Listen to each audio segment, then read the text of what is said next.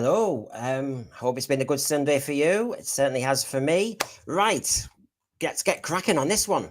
Well, let's be honest. After a rather underwhelming start with Space Babies and Devil's Chord, despite being placed beside the ratings beast of the Eurovision Song Contest and very little opposition on the other channels, the return of Steven Moffat, Master of the Reaping Angels, Silence in the Library, the Vashta Narada, Are You My Mummy, The Silence itself, and some strong showrunning episodes had many fans salivating and hoping for an uptick in Doctor Who's fortunes. But as the ratings came in, as we all congregate to exchange our views, we must discuss whether the ratings for the first 3 episodes of an admittedly short season are duds, portents of doom, or just the sizzle before the firecracker finally goes off. I do not see any sign of global domination yet, or Julie Gardner's hope that every part of the world is touched by Doctor Who. This feels like a real dampener. Now, we'll start on the ratings tonight, as well as our judgment of the overall episode and whether it's true Who, production-wise is striking, and story-wise engaging. We have a cute little Time Teaks Roadshow item on Doctor Who robots to bring the classic and new fans together. But my big question tonight is, and I'm sure you're asking too, was Boom as original as the executives felt it was as a story? Did the Armageddon Factor in 1978 do it better? Is this a rehash of All Quiet on the Western Front mixed with a dose of Thrice Upon Time? It is time to review Boom. Was it boom or bust? Well, as you know, I need to ask my panel. And as you also probably know, I ask my panel to come on to a various kind of, dramatic effect. So here we go. Welcome to my crew. Let's have a look. Let's get them all on. Here we go. John. Welcome, John. Where is he? Let's have a look. I haven't got one on yet. Oh, my God. Come in. Yay! And Michelle, here we go.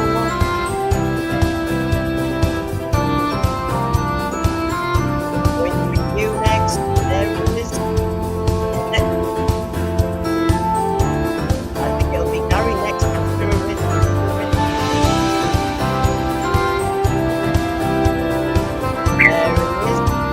And then we'll have Rose Cinnamon. And this will round it all up.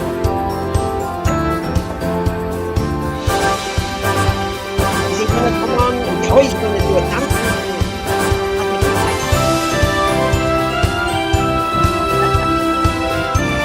Oh, welcome to our panel.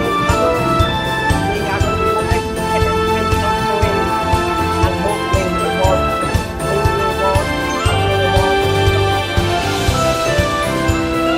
and just like we say in the show, we just cut it dead. I'm exhausted now. I'm knocking things over. I know. Well, I nearly didn't bring John on. I mean, as you know, he'd freak out. So, John, are you getting any resuscitation going on there? A minute. If anybody knows, me and John tease each other, and I bring John on first to knacker him. That means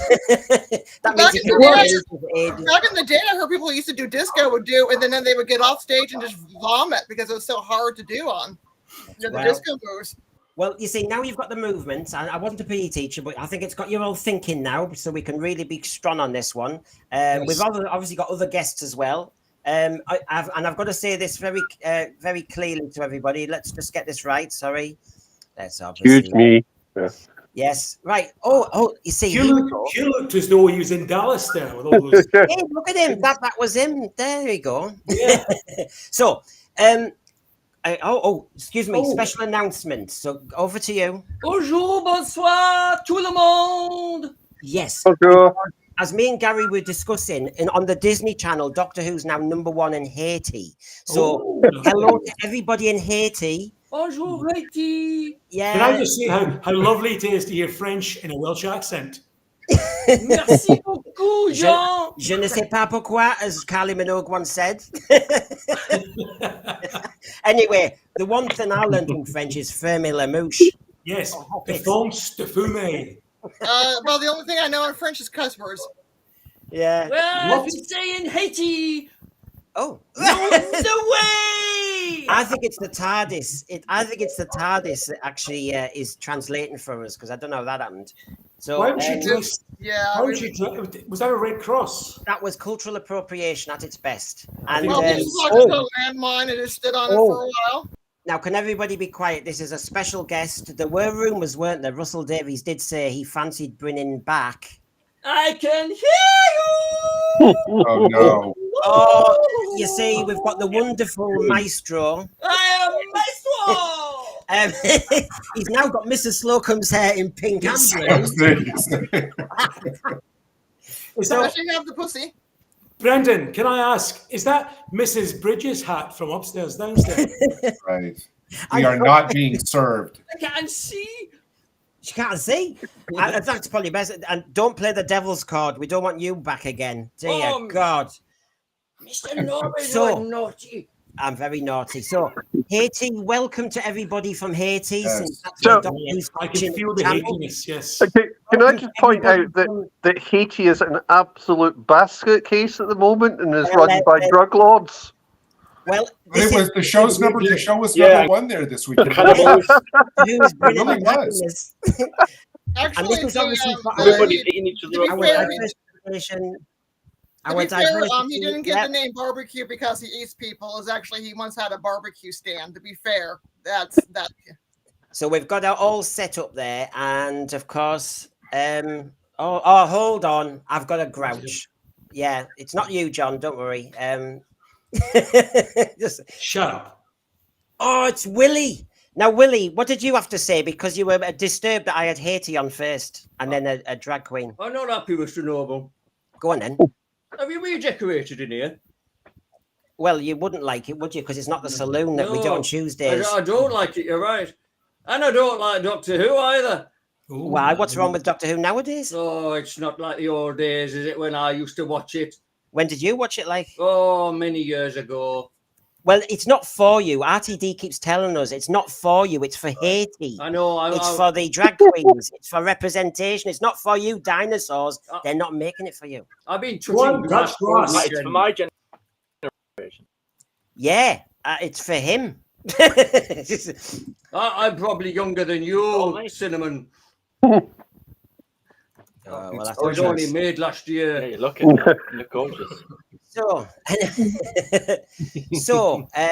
we do need to get on because there's an awful lot of argument to be had, and the first bit of argument to be had. Hang on, Brendan, before we go, there's another song that's appropriate for this week. Oh, And yeah. that song would be Happy Birthday because somebody had a birthday You this did. week.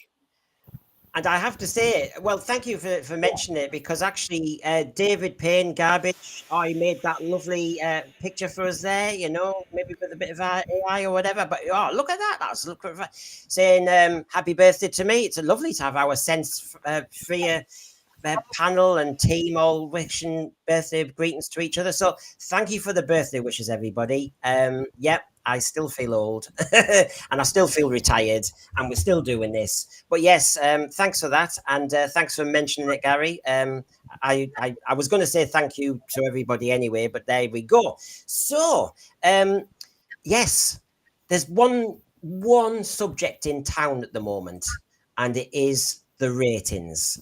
And I want to ask everybody how they feel actually about the ratings. So let's go.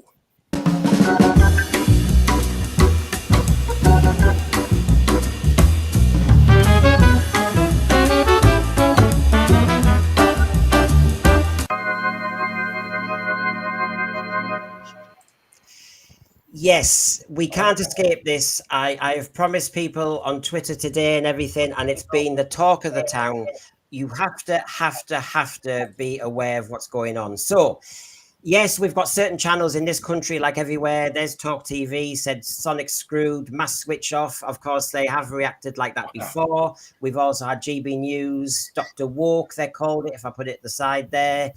Not very original, but there you go. This is what we are getting as our kind of reaction at the moment from some of the media outlets. But then we also had the actual announcement. And this is what I want to start talking about, folks, which is it's out. in a matter of a week, we've gone from 2.6 million down to 2.04 million. Now, that is stark. It is, because it's 20% of the viewing platform has gone. And whether they think there's a fantastic uptake on streaming, I'll show you in a moment. The uptake apparently is 150,000 people. So it's not happening. And so you can see, if I just make it larger for a second, you can see what the issue is here. Christmas and the 3 specials, we've well over halved. Or in some cases, you could argue it's a third of the overnights. So, you know, what's going on here? What does everybody reckon? This can't be what they were planning. This can't be what the issue was, John. Does these figures surprise you, John? Yes and no. They don't surprise me. It's a very hot weekend, and it was a very hot weekend last weekend also. And lots of people, because we don't see the sun often in this country, when it is sunny, people tend not to watch television. They stay outside in the gardens.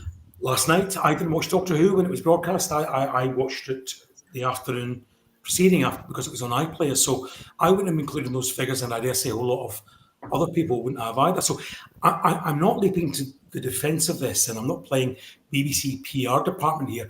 I'm just saying some of the extraneous factors which compensate for this. So we are in the summer now in the Northern Hemisphere. It's been good weather in the United Kingdom, so that might explain some of this. But what you can't explain is, and that's why the other side of this is, you can't explain, you're right, Brendan, 20% down on the initial figures from a week ago. So some people are looking at this and they're voting with their remote controls and deciding this is not for me. So if I was a BBC, Bad Wolf or Disney executive producer, one of the 100,000 executive producers that apparently are in this program, then I would be getting a little bit concerned.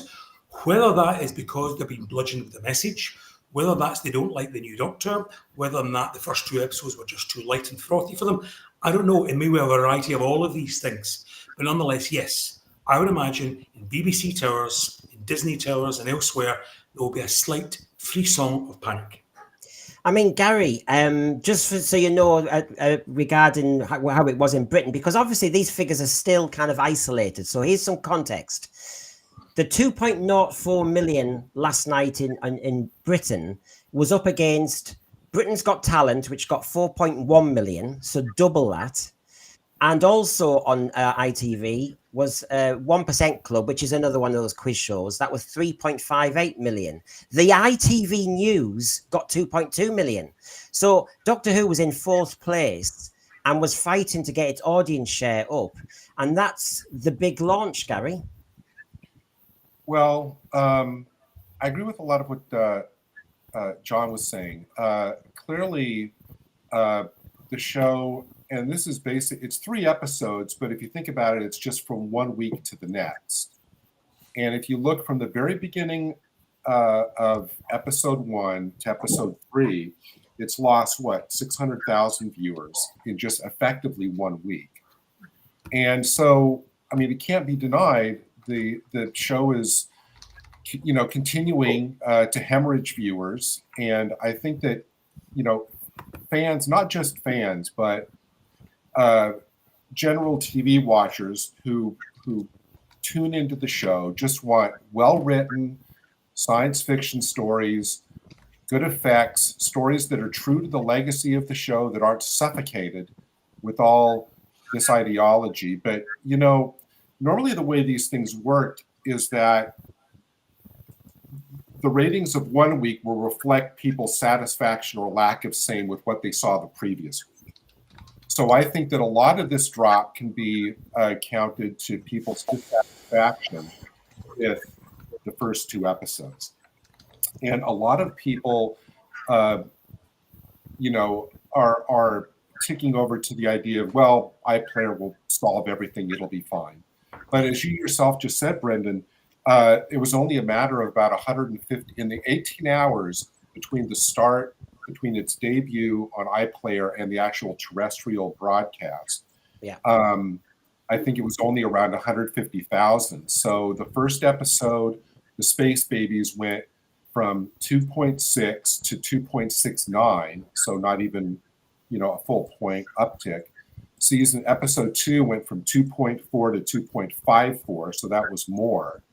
But the thing about it is that I think these overnights they try to dismiss, but that really is the key indication of how well this product is resonating with the British public. Because for the most part, I think all of the really dedicated Doctor Who fans, the fans who will watch Doctor Who or anything labeled Doctor Who, no matter what the quality is, will have watched it in that 18 hours between that. They will not have waited 18 hours to watch it on terrestrial if they didn't have to. So I think that it can't be denied that this is a clear indication of how this is resonating with the general public. And well, this is surely not where anybody wants to be after 3 episodes in 2 weeks and a big launch. That's the thing. I mean, Hugh, are these figures surprising you? I was asking the thread a moment ago, can anyone see any valid reasons? I mean, we've heard one from John about, the British weather, for example. That has been used by the BBC already. But it can only go so far, of course, some of these ideas. I mean, why would you schedule a whole blooming Doctor Who launch for British summertime if that's the case? Well, I mean, presumably, originally we weren't meant to be British summertime. We were meant to be March, weren't we? And Yes. then it got delayed for various reasons. And I think that's a much more sensible time to launch it. And though you could launch it in May, and it might have been raining for these entire 2 weeks. It's quite perfectly possible. I think one of the things was I looked at the BBC schedules last night, and they are dire. Yes. Yeah. In terms of that, so it's not got anything to sort of like run into, and obviously in terms of the ITV stuff, I think they've won the night, and I think Doctor Who is a show that can help out another show, but needs help itself in terms of getting that in, and it doesn't have that.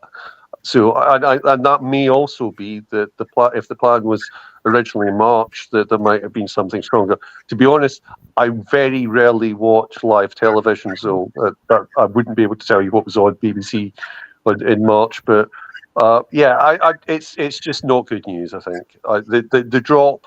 If you're running around 2.6 million, maybe that's okay now with the streaming or whatever. But the drop's the worry. Yeah. And the thread, I mean, there is a frustration out there. People saying, don't buy into that argument about the weather. The thing is, it's going to be a multitude of reasons. But I have to say, I'm not buying it either, because if I go here, for example, the worst episode of Doctor Who before last night was Legend of the Sea Devils, which was shown, correct me if I was wrong, wasn't that May Bank Holiday? And that got 2.2 million. And as Gary sent, and we mentioned in our thread last week, didn't we? In our show stream last week, there were loads of episodes. I mean, I have to say, RTD's seasons have normally been March through to June. And so a lot of his seasons, when they were successful, have actually faced the same problems of British summer, various other things, but they've managed to hit bigger figures. Now, streaming has come on board, but Legend of the Sea Devils isn't that long ago, and that got 2.2. Then Power of the Doctor, 3.7. Yeah, hold on. Can I butt in? Go on. Thanks, Kate. Just butt in slightly. The solace the BBC can take from this, however, is that Doctor Who was the most popular programme on BBC One last night. Now, Hugh's quite right. It had no competition. The schedule was absolutely dire. It's just a collection of game shows, not very good game shows of that, one after another, hosted by a parade of non-entities. So it's absolutely dreadful. However, on the other side, you have, in mitigation of these figures, you have Britain's Got Talent, which is on the behemoths of British rating success, which itself now is down to 4 million, when it was getting 16, 17, 18 million only a few years ago. So we can't underestimate the significance of how linear television has fallen significantly. So I think the bigger picture to look at, Brendan, is not the 2 million. It's the drop between the initial episode and where we are now. I think that's the big telling thing here. It's not maintaining an audience, it's losing an audience. And just to remind people, and obviously I'll come to you, Michelle, but Michelle, I did, you know, and I'll thank Gary Lee, for example. There's a few bits I've got from Gary Lee, but basically, Gary Lee, and you can find him on Facebook, he's looked at a lot of this behind the figures. Every 5 minutes, you can see for episode 1, it started at 2.65 million and actually finished at 2.5, but the drop-off from the end of Space Babies to Devil's Cord was 470,000. And it didn't really pick up. And you can see in the last 10 minutes when everybody's tuning in ready for Eurovision, you can see then it picks up. And of course, it is a bit later in the night time, but it gets up to 7 million at 8:15. So the argument, if the BBC really want to go to town on this, it was, you know, it was 5 more million people were outside at 7 o'clock to 8 o'clock. I mean, you know, yeah, you'd lose a degree. It's not too much. So, Michelle, you know, are these figures concerning you because you're a Doctor Who fan?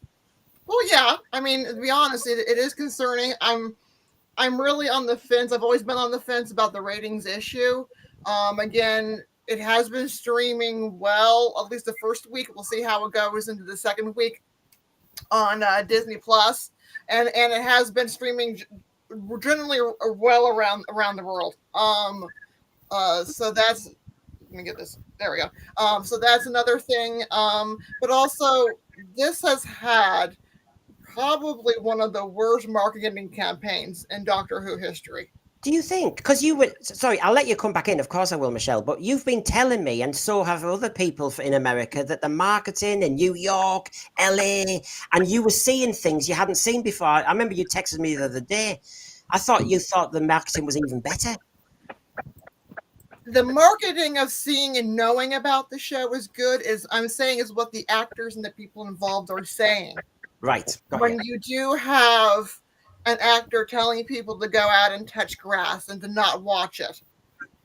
Yeah. This idea lately, and we're seeing it even with the Snow White movie, that may or may never ever come out, is the actors involved should not be insulting the audience. And a lot of people are like, you'll see the touch grass insult being used now of, you know, I'm going to go outside and touch grass versus watching Doctor Who. So this has been poorly done on the marketing aspect of it, of what the actors are saying. Instead of talking about the show, we're getting us mired down in these things that we really shouldn't be talking about. And Michelle, just to add to yours and ask you, I mean, Mr. Wiki, I've just flashed it up, but Mr. Wick says, I mean, I got the 3 puppets on. We did Haiti, the Maestro, and then we had the representation of a classic Doctor Who fan who says it's not being marketed at me, it's not for me. And as you're saying, it is being marketed towards younger people. I mean, this is coming. I mean, now, and they keep saying this is the TikTok doctor. So let me just show everybody this then, which is a breakdown again by Gary Lee. Yeah, got it here. So if I'll go big screen first to help everybody out, but you will see that breakdown wise, this is for Space Babies, 140,000 of the 2.6 million were 4 to 15-year-olds. 346,000 of that 2.6 million were 16 to 34s. So by working, if you really look at who our target audience are and what he's actually and who's actually watching the blooming thing, you've actually got the 82% of the total audience for Space Babies was 35 or over. Yeah. Yeah. And then for Devil's Cord, again, you had 77% of the audience, 1.8 of the million. So basically, you know, the marketing, Michelle, it was pitching at that, but it's missing them completely. But it's that's 77% of the ones that Shooty's calling gammons and tell them to go outside and touch grass. Yeah, that's what I'm saying. It's poorly marketed. Yeah. Yes. I mean, Cinnamon, your Generation Z, and we'll be doing our Bi-Generates midday tomorrow live. So please, those in Australia and America particularly who find that time helps, we'll be doing a live discussion at midday tomorrow. Now, your Generation Z. So, of course, has the marketing been getting to you? Has it been grabbing you and has it delivered?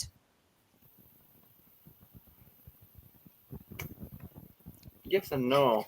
I agree with Everyone's made some really good points. I've been listening to everybody, and I agree with John.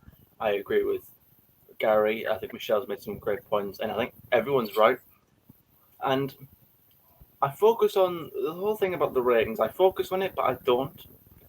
Obviously, it's been brought up on the stream, so I'm naturally going to talk about it. But I don't go on my way because it's too many different factors. There's way too many different variables that impact it. There's so many. I mean, I was never that great with numbers, but this isn't for me. I tend to focus more on the, is it a good story? Yes, no. Has it got message in it? Is it woke? Yes, no. More things that are more debatable. Whereas with this, it's not really my area. It's too many factors, too many variables. But without repeating myself, I'll tackle the issue head on anyway. Yeah. Just a quick one. Wouldn't the people who are most likely to watch it on streaming be those age groups?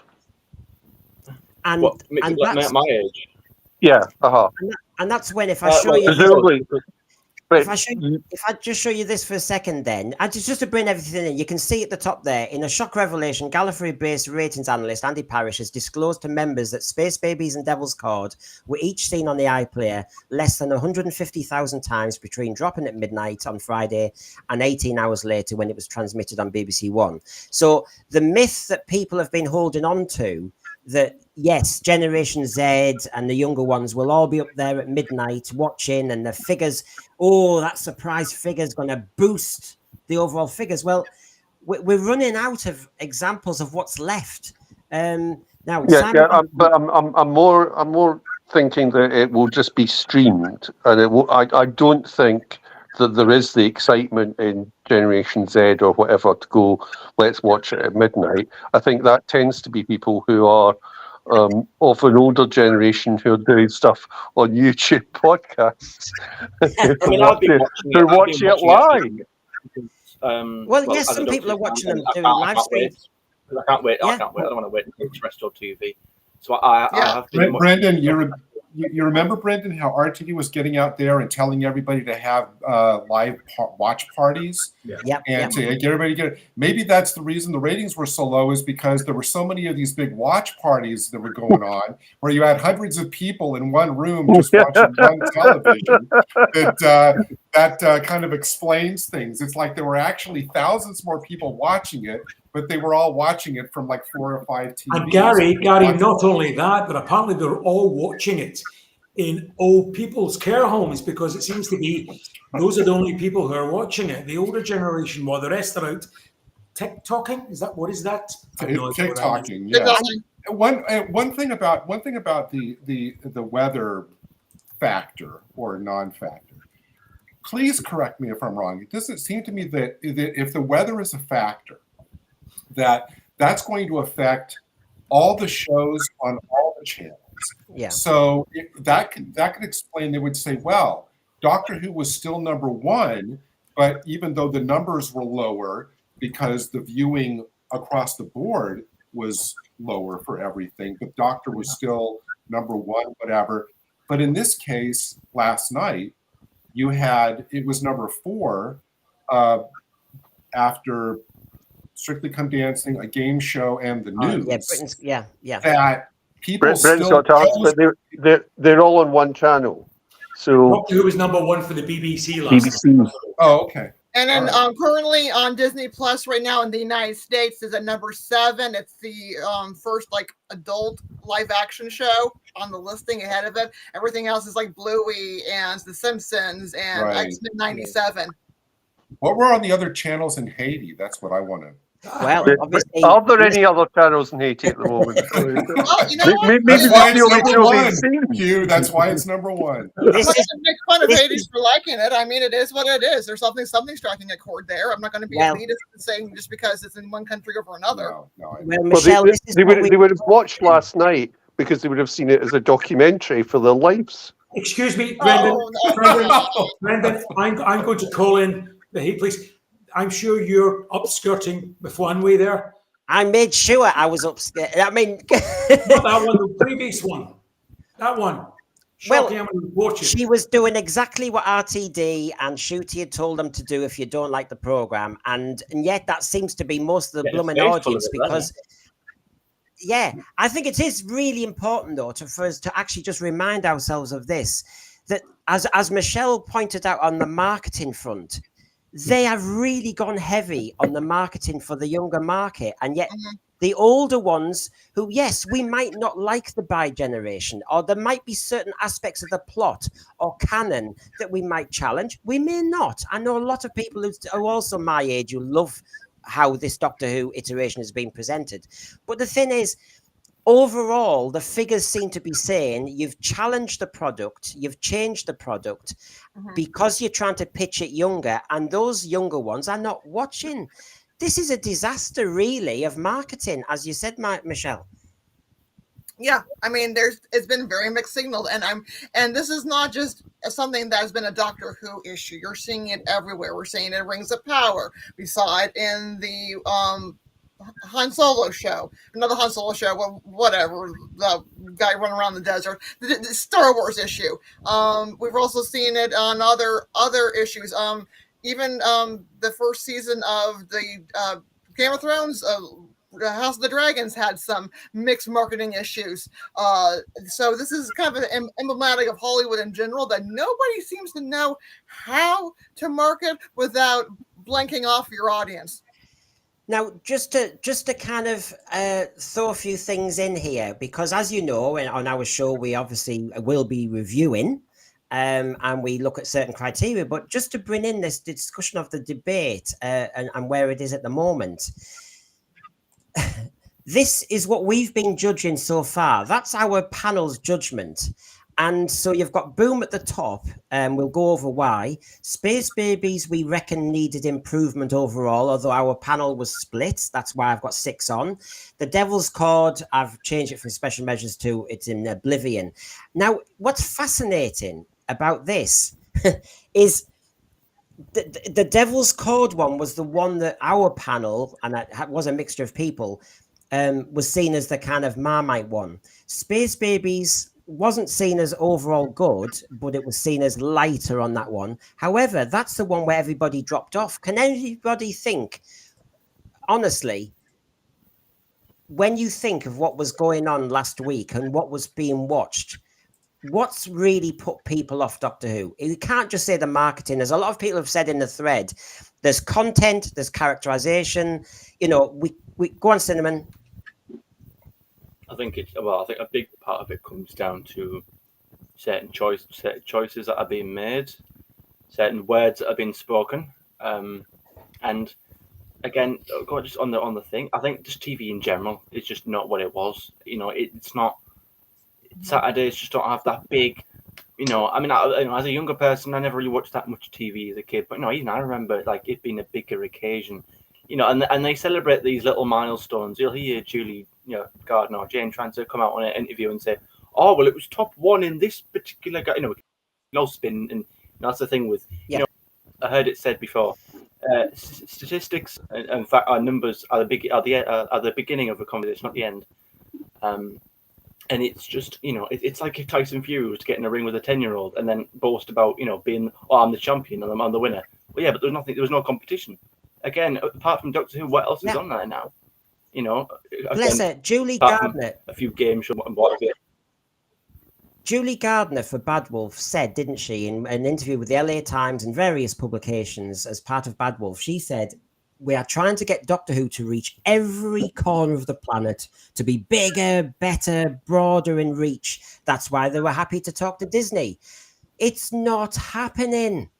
This is what I mean. It's not working. And in the end, I just feel as though, and I'm a Doctor Who fan. I have to keep reminding myself of that. I have to say this out loud in case anybody thinks we just like to have digs. We are not a channel that likes to do digs. I'm mortified. I'm dismayed that we're in this position after 2 weeks and 3 episodes. But by the way, 3 specials, a Christmas show, and 3 other RTD, under RTD's reign. We've now had 7 episodes. It's limping. It's going down all the time. I mean, it's going down. It's not. It held up a bit over the specials and Christmas, and Christmas is a bit of an odd one anyway. But we're now getting the reaction. Again, I think the 5 months delay after it meant that it went quiet, and then it's not even marketing. It's just not a consistent message. You can't say this isn't for you and expect people to watch it. You can't do the amount of politics that to me are just now. They are my politics, but I don't want them hit all the time.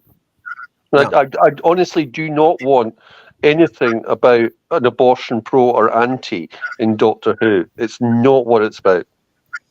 Yeah, And we are I going think to. another This is thing Brendan. about it This as is well why that the chart. Go on, Gary. I was going to say, this is why the chart that you have up is so enlightening, because it shows that throughout, I mean, I know that's just for, well, no, it's for both, that throughout the course of the episode, at these little 5-minute intervals, it shows that people were actively turning out. It wasn't, now the thing with Disney Plus, at least, even especially for the double header there, if you just leave it on, I think it probably works the same way over in the UK as it does over here. If you just leave it on after episode 1 and you go off and you start paying bills or calling somebody on the phone, it's going to just tick over to the next episode automatically, right? And the numbers will stay the same. So to me, what these numbers show, Brendan, that you have up, is that people were not just leaving it on and letting it kind of run as background noise. They were actively kind of like voting with their remote and actually clicking off in these numbers at all of these intervals in kind of a fairly constant way all throughout the episodes. And to me, what it comes down with, audiences know that, especially with so much choice these days, audiences know that if you're not entertaining them, you're wasting their time. And they're gonna vote with their remote and go find something else, which is what's happening. And what's true, and I remember talking to John about this probably just last Sunday's stream when, because John, you were one of those viewers who you watched Space Babies, but you didn't really want to do a double bill, then the Eurovision. It was just too much. So you said you watched Space Babies. And so that kind of made sense to me that the second figure dropped down. The trouble is the third figure, which is for this week, it didn't pick up. Yeah, I think it's fairly obvious that this is a show having difficulty connecting, whether it's with the British audience or the general worldwide audience, Haiti accepted on that score. So if I was sitting in Bad Wolf Towers, I would be worried about this. I am sure that we'll have the spin. We will be told the weather thing, like I mentioned too, and that's played a small part, absolutely has. But generally speaking, this was Doctor Who's massive relaunch. They trumpeted the fact that they had Tennant and Tate returning, a new Doctor, the return of Russell T Davies, who was back in a capable pair of hands. It was sold to us on this. And then, although I enjoyed Space Babies, at the latter end, I still say it was a fairly, still bog standard episode of Doctor Who, would never be on my big rewatch list, but it was better than anything that Chris Chibnall had served up to us in terms of, the highs and lows that we got throughout of it. But I'd imagine if you're trying to gain an audience or regain an existing audience in the United Kingdom and you feed them that, they might just as well go, you know what? Not for me. I can understand that point of view. And I think there's a huge element of that. I will be very interested that with the 2.6 or 2.06 who watched Boom, because it was better than what we had before, perhaps more traditionally Doctor Who in terms of its content, whether or not there will be an upswing which proves that this trend could be slightly reversed. If it doesn't, this show's in big trouble. Yeah, and I remember what the choices again. The choices that are being made again. We understand the reasons why it was delayed. The whole VFX Russell's explained it in Doctor Who magazine, but notwithstanding that, I think that still cost it. There might be a good excuse behind it, but it still cost it because I think there was a long gap, wasn't there? Really, when you think, a couple of months isn't forever. I get that, but for a TV show, If the way they did it, if it was, after the end of time, only a couple of months later, April, we went straight into the Matt Smith era. We had the Christmas episode, we had the 60th. We had the episode where they brought everyone back because, that's what everyone's doing now. Everyone's, let's go and get the old viewers back, which people did. Oh, look, it's David Tennant again. Oh, it's Catherine. Hello, Dylan. You haven't watched the show since you were a kid. Let's all watch it again. So they get the old audience back and then tell them to go away again. So there's mixed message in there. Then they have the new Doctor, the new episode. And then they have silence for nothing but months. And then we have certain interviews, which are very, very questionable. And then you get this. Yes. So unfortunately, there's been a lot of water under that bridge. Yep. And it's Cinnamon. Sorry, just on that point, what Cinnamon makes there, he's absolutely spot on. When viewers desert your program, they're based on the instructions you've given them. If you don't like it, go away. Is it any wonder 20% of the viewership of this program has gone? They're only acting on instructions. And this is why, when Cinnamon said earlier, because as a Generation Z, I know you don't represent the whole planet of Generation Z, but you represent you. And what you said was you don't quite know why we're obsessing about the figures in some ways.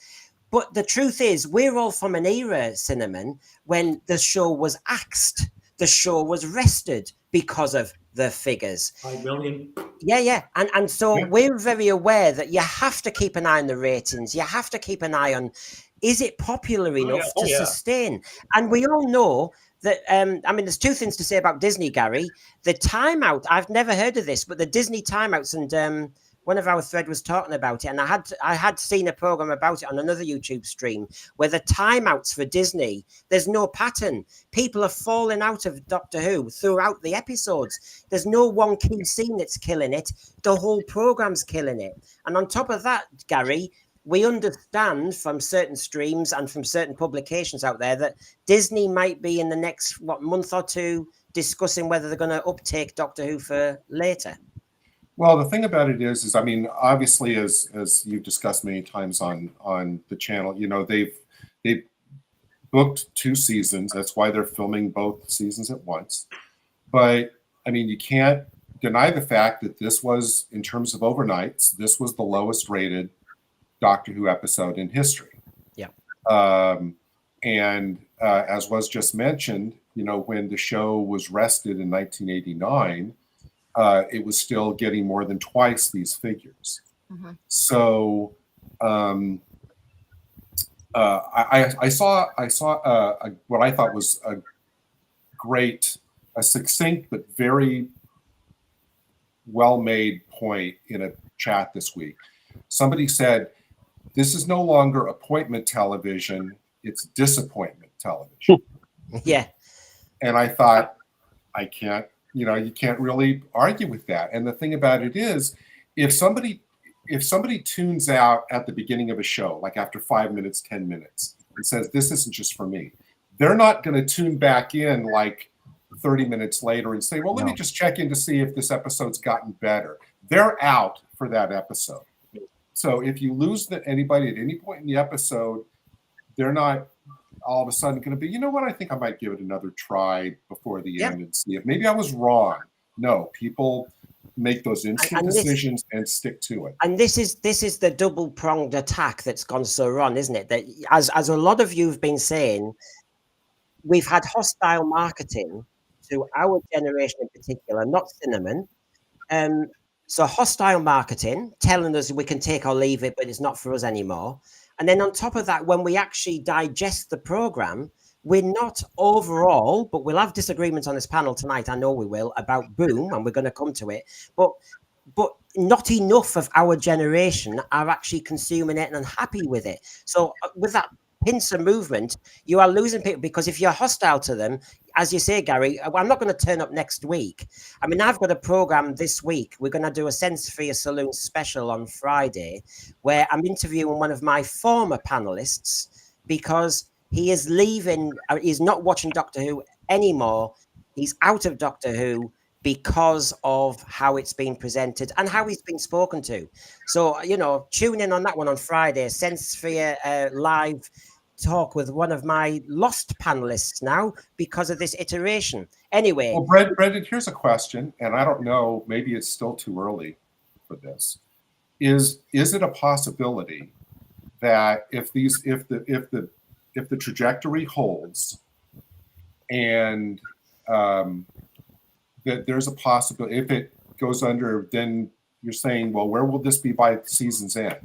In 5 weeks. Well, if they've already lost more than 500,000 in 1 week, effectively, where will it be in 5 weeks? Could it be hovering around even 1 million by the time? And then the question becomes, well, could it be a possibility that it at some point becomes a streaming only show? Yeah. That if they rely just on streaming numbers, then the BBC says, well, as much as Doctor Who's been an institution, we can't justify putting this on if there's only 1.1 or 1.2 million watching each week. Could they just dump it on to streaming? Everything now. How about this? Everything now plays One thing on I've iPlayer at the same time. Oh, sorry.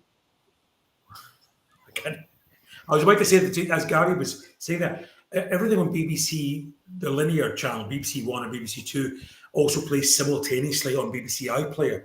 So you can either view it on your television set, or you can view it via your phone, your laptop, your computer, wherever it is.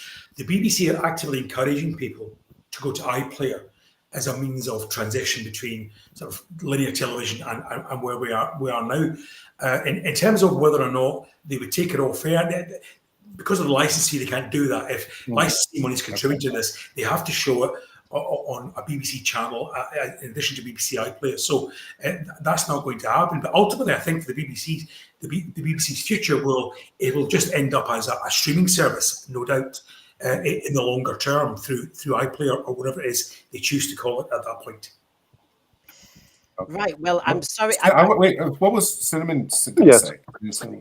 Yeah, I'm sorry, Gary. I'll bring Cinnamon in. Cinnamon, if you can be dead brief, because as we've promised, we're going to review the episode. And anybody who's new to us, and there's a lot of new people in the thread, can I just say, we start with the burning issues. We don't start by going minute 1, minute 2. We will look at the areas where the 6 of us, I've already been given their numbers and their gradings to help me out as if it's the Eurovision Song Contest jury vote. So I kind of know what the juries have all said, and we don't agree.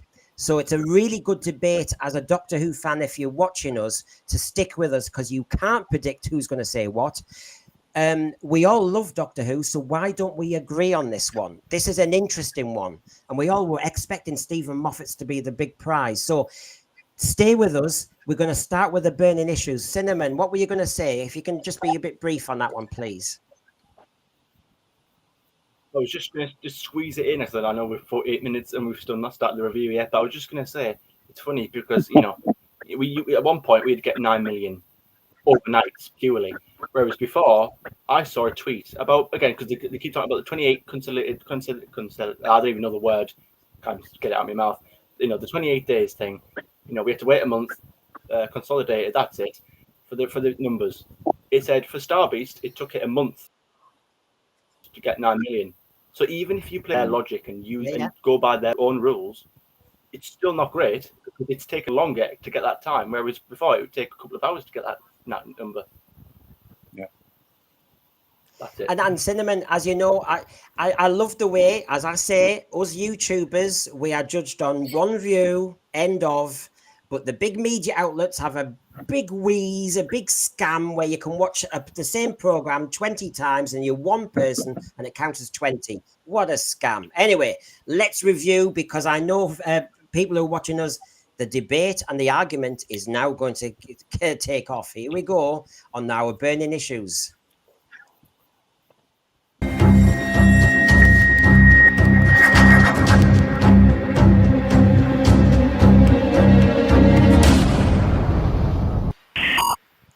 Yeah, our burning issues. Well, so even if people liked the program, even if people enjoyed it thoroughly, I do ask my panelists, was there something that niggled?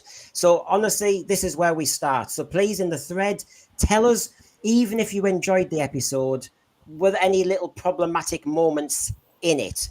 Michelle, let's start with you. I know what you are going to say because I've got this amazing fortune telling knowledge, but you tell us, please. Also because I sent you the answers. Yes. So my burning issues is two. One is the episode length. Why are we getting different lengths? And should have this episode been perhaps a little bit longer? Is because in the past we used to see 50 to almost an hour length of Doctor Who episodes. Now it's being shot down to 47 minutes. So that means that you have to rush the ending a little bit. Jim. Oh, no pressure. Don't let me down, girl. Oh, no pressure. So the issue is the variation of episode length is that hurting? We've seen this in a lot of the Disney Plus shows where they have inconsistent episode length.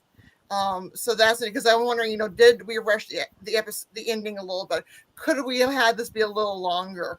My other burning issue is faith versus religion, which necessarily is bad, and the Doctor seeing as both as bad, and that is kind of problematic because I am a person of faith. I am deeply faithful, but I also have issues with organized religion. So putting both faith and religion in the same boat, that is really ticking off a lot of people, because you can be faithful but also not be happy with the organized religion, and you can have faith and still have critical thinking skills. Well, Michelle, I mean, to address your burning issue, and let's explore it, so please in the thread as well. I always thought Doctor Who over the 61 years had always been very skeptical about faith, because let's face it, think of Face of Evil, think of Planet of Fire. If you look at a lot of Doctor Who, even classic episodes, they're very skeptical of those who have blind faith. So I know what you're saying, Michelle. It's a criticism I had of the episode, except I have to play fair and think classic Doctor Who has always made the people who have blind faith look a bit nutty, a bit erratic. I was thinking about that too. So the religion thing, it took me about 24 hours to start on that. But at the same time, it didn't feel as ham-fisted in the classic era. So maybe that's the issue, and the fact that they name a real church, the Anglican religion, versus a more futuristic space issue. I mean, and again, because there's okay, so you can make fun of the Christians, that's fine. We make fun of robots. There's other real life religions you can't touch. So is the issue, is it specifically Christianity that we're having an issue with, or is it all faiths we're having an issue with? Well, if we're having it all faiths, go ahead, because there is problems in all organized religion. Well, it's interesting because this is what was Steven Moffat was interviewed, many interviews, and he said he's had the Anglicans in before, in the Time of Angels and A Good Man Goes to War. He's used the Church of England, so to speak, before. He's also referred to various things in Twice Upon a Time as well. So he was actually saying he's always used them. What I found fascinating in our culture wars now and all the rest of it, I like to try and avoid as much as I can and just enjoy Doctor Who, is that he did pick one religion to be named, as you say, Michelle, and yet there is an awful lot of heat around the planet at the moment in certain countries, and I just think, why are we naming one religion? If you're going to attack all religions, go for it. I might be with you on that one. And of course, this episode was ran before certain things in the world blew up, but again, it's always felt like if you're making fun of one religion in general, it's the feeling that it's always Christianity. Right or wrong, it's always that feeling that it's Christianity, not any other. And granted, that's the one the world's dominant. Right next to Islam is the world's dominant religion, and I get that, and I have no problem with attacking the structural core of a man-made religion. The church is a man-made. That's man-made by man. That is okay to satirize. That's a good thing to satirize and to point out the inconsistencies of the structure. But the personal faith within a person. He did sound a bit angry as well at one point when he dismissed the person who had faith, which happens to be Farada Sethu. But then later on in the episode, he does say, we all need a bit of faith. He kind of showed an inconsistency. Now, Hugh, if I can come to your burning issue, go on, you can speak for yourself, obviously. Yeah. So, why on earth, if you are a loving father, do you take your child to a war zone? So it makes a nonsense of the entire episode. It makes a nonsense of quite. So I initially, whenever I was doing this, was worrying about the message and some of the things that were said, and the mess between saying faith and then faith bad, no, it's good, and the cookie, the fortune cookie stuff at the end. With this strange reference to Larkin and stuff like that, but it's based on a nonsense, and it's based on a nonsense that none of the story backs up, and therefore it doesn't work. So with yours, for example, if I just flash this up, we had some, if I get the right one up, Naughty Noble again here. Right. Yes, the father in a war zone, as you said, why would you take your daughter into a war zone, was talking about how she cleaned her teeth and all the rest of it. And it's meant to be a bit cutesy, isn't it? And even though he dies and all the rest of it, and the kiss repetition, I think the rumor was the episode was maybe going to be called Kiss at one point. But I agreed with you when I saw that point, Hugh, because having just finished teaching, we had a lot of Ukrainian refugees come to our school, like many schools in the country and across Europe, fleeing a war zone, fleeing danger. The mothers and the kids, left Ukraine behind and left a lot of the men to fight. And it seems to jar with me, as it obviously has with you, Hugh, that we've now got in this Disney Doctor Who, fiction, this idea that a dad would willingly have his daughter in danger in a war zone. It's not Doctor Who's very anti-war, fine. But if you're very anti-war and war is blind and war is stupid, why would you stupidly bring your kid to a war zone? I noticed someone raised the fact that originally it wasn't necessarily a war. However, it was a militarized area and it was being occupied by the military. It wasn't a camp with lots of other family. She was the only person there who's not a member of the military. So therefore, for however long that war's been going on, he's kept her there. And therefore, you then run into the whole problem of what on earth is it his daughter doing running into a minefield, and how does she manage to do it without standing on a mine? The plot was badly thought out. It had a point in terms of the doctor stands on a mine, can't move, therefore there's an interesting thing there. But in order to give it punch, you have a father and a daughter in a situation where there would not be a father and a daughter, because it's not it's not the country being occupied that she lives in. It's not something where you can say something like Ukraine.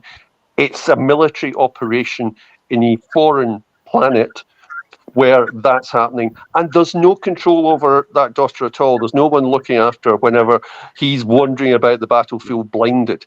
It's a nonsense.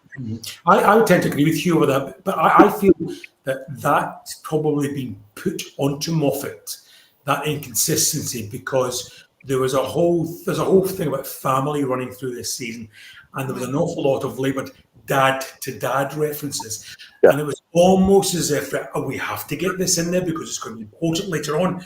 So that constrained Moffat, and he had to have a father-daughter, father-son relationship built into this in order for these things to be said, probably. But you're quite right, Hugh, that led to this total and utter nonsense that a loving father would bring along his daughter. I mean, how unsafe was it back on their home planet for this child that she was going to be safer in the middle of a war zone?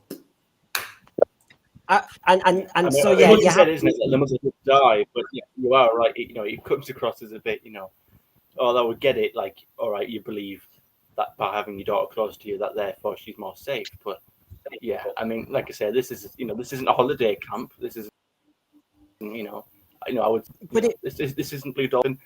The only character that seemed to look over was that Mundy Flynn, I think. Well, what's mad though, Cinnamon, is we just had in Space Babies a refugee argument, right? And suddenly, a week later, in episode 3, the argument is that actually a lot of people don't need to flee war zones. You can just stay in them and stay with your dad. there is an inconsistency there. Either they're very dangerous war zones and people are fleeing for their lives, refugees, be more sympathetic, RTD Yeah. argument. But it's worse Or- than that, Brendan. She didn't stay in a war zone. She was brought to a war zone. Yeah. by her father. Yeah, so she's the opposite of a space Yeah. baby. Yeah. So yeah, that yeah. And this is what I mean. These are burning issues. If you think we're being sticklers, there's no perfect episode out there. But we are Doctor Who fans, and we do like to pour over this. But it's an interesting one, isn't it? I mean, you might be sat there in the thread thinking, "I really enjoyed the episode," but there are inconsistencies, and sometimes they're uncomfortable. Sometimes you can cope with them. Gary, is there a burning issue you want to raise now? Well, I had a number of issues, which I'm sure we'll get to when we get to the different criteria later. So for now, I'm just going to stick with Cool. the burning one, which is that to kind of go along with what Michelle was saying. To me, this episode seemed like an ode to Moffat's own atheism. It was an attack on faith. It was an attack on people who have faith. It wasn't just commenting on organized religion because, as Michelle said, it was very specific. It was very specific.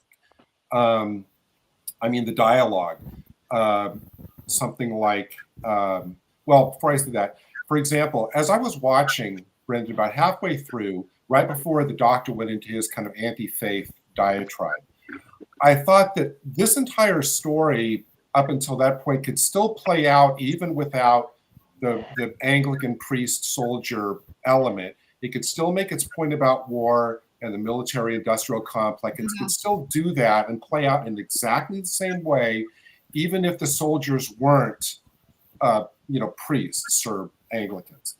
And then the doctor went into his diatribe, and I realized at that moment that Moffat had to make the soldiers into the Anglican priests in order to make it crystal clear that the kind of faith that the doctor was sneering at was religious faith. It wasn't like faith in like, oh, I have faith you'll do the right thing. I have faith you'll be a good person. It wasn't that kind of generic kind of Hallmark card faith. It was more that Moffat had to make it crystal clear that the faith he was attacking was religious faith, with lines like the doctor saying faith, the magic word that keeps you never having to think for yourself. So basically he's saying that faith is stupid, that faith is equivalent to blind, mindless obedience.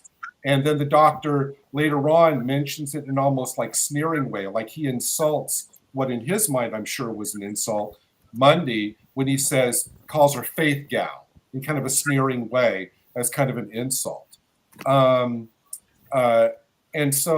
then the whole thing with like the thoughts and prayers, which I honestly believe that most people who say that in a moment where they say it sincerely mean it, but it's been kind of turned into, not by just this episode, but a lot of people who kind of demean it. It's been turned into a point of kind of like snide ridicule by people who dismiss the entire concept of a higher power. And then at the end, with having all the ambulances massed together and saying thoughts and prayers, thoughts and prayers, thoughts and prayers, that's kind of then associating the praise with kind of like danger or malevolence.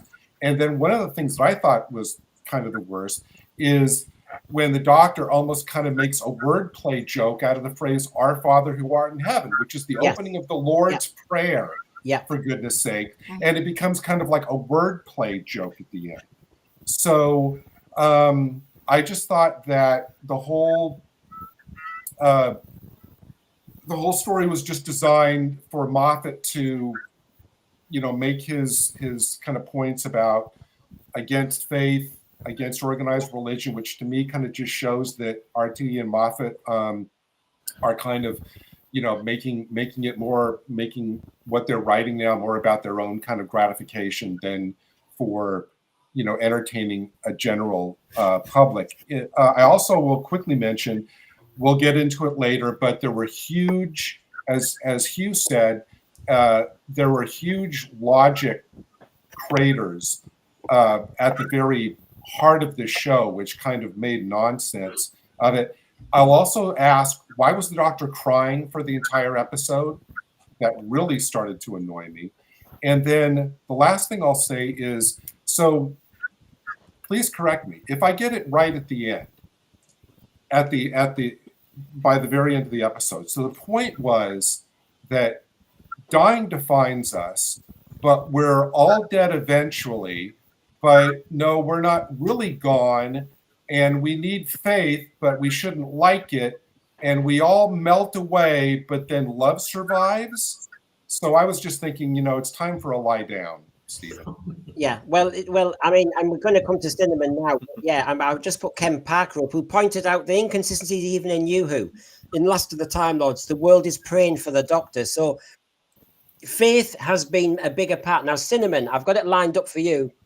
You are not happy about this obsession with lesbian tropes, are you?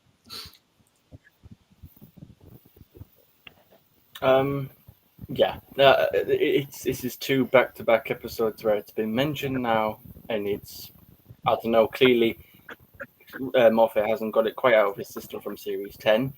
Still got a little bit left to give. Russell's had his thing in the previous one. I will admit this is a very pedantic point. I struggled to find things that I didn't like because I absolutely adored this episode. So it was very difficult to find things I really didn't like. So when this came up, I did roll my eyes and think, well, okay, that's 2 episodes back to back. It's mentioned it. The whole thing about the religion. I mean, I knew that was kind of a part on it, and the whole, question about faith. It's interesting, Gary and Michelle say that this is obviously not just general faith. That's how I personally took it. And I was speaking to PD Rich actually afterwards, and we were talking about cultists and it's kind of a dig on that, or just political faith, or faith in the system, faith that everything's going to be all right because faith in the people who are in charge, because they know what they're doing, right? Again, I'm a bit like Michelle. You can criticize if you want to do a commentary on religion, fair enough, but be consistent and do it with all religions. It's only fair. It's only right that you do it that way. If you're gonna pick a fight on something, then cover all aspects of it. Don't just target one. Because it's just common sense. So I'd probably say that as well. If you're really going to go down on it. Yeah. Well, I mean, it didn't detract. We'll obviously we'll cover certain angles. I mean, John, you were worried about the where's the money? Well, yeah, we heard a lot about huge budget increases. I've not really seen a huge amount of evidence of that. It looks very much like Doctor Who's looked to me for the last 10, 15 years or so. There's been certain effects which, you can tell they're spectacular. I liked the way the setting looked. But interestingly enough, the Nurse robot, we'll call it, looked no better or no worse than the L1 robot from the first 4 parts of the Trial of Time Lords. So we might have come on 40 years, but it didn't look, it reminded me very much of that. It didn't look in any way very different.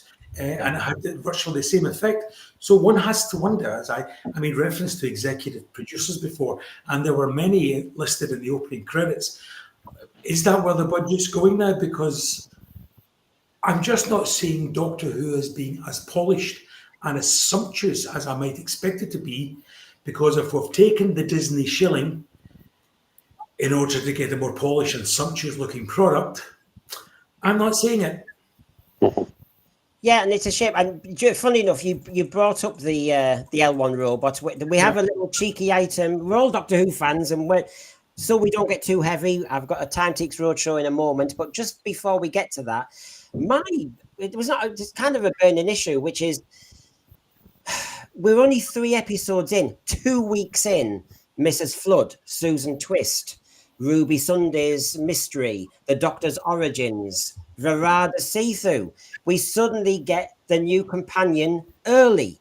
Now, I'm all for surprises, but the point is, it's just on top of everything else. As actually going back to Michelle's point, when some of the episodes are only 44, 45 minutes long, the amount of threads he is trying to develop is going to leave it lacking. And so we had the introduction to Verada See-Through. Whether she's the same character or not, he's teased us. It might be Monday. It may not be. But the point is, we got her early. And again, I mean, she was given a good role in this, I have to say, and no wonder they've spotted her from that. But I'm not impressed by the amount of threads to try and keep me like some greedy mouse going for some bait. And he has teased us. If I just show you this, I mean, if you can see in the interview with Steven Moffat, who was obviously trying to just sell Boom, he was explaining that here we go again. It's a Clara all over again. You know, how does she fit into the role of Doctor Who and his situation? And of course, here he was asked questions and he wouldn't answer. And when you see the video commentary on Boom, they go dead on it, don't they? I'm going to say nothing about Mundy's name. I'm going to say nothing about what's going on there. You're not going to get nothing. It's Russell's plan, and he will release the details of how that works in his own time. I'm certain. Just a quick one on the name. Yes. That it's obviously set up there for Sic Transit Gloria Mundi. On Monday, Sunday. No. Yeah, no. It's sort of like that's the glory of the world dissolves, and it's been used before in Doctor Who, but that's especially if it's tied in with religion. That's what it is. Oh yeah, there's the clever arse element that you often get.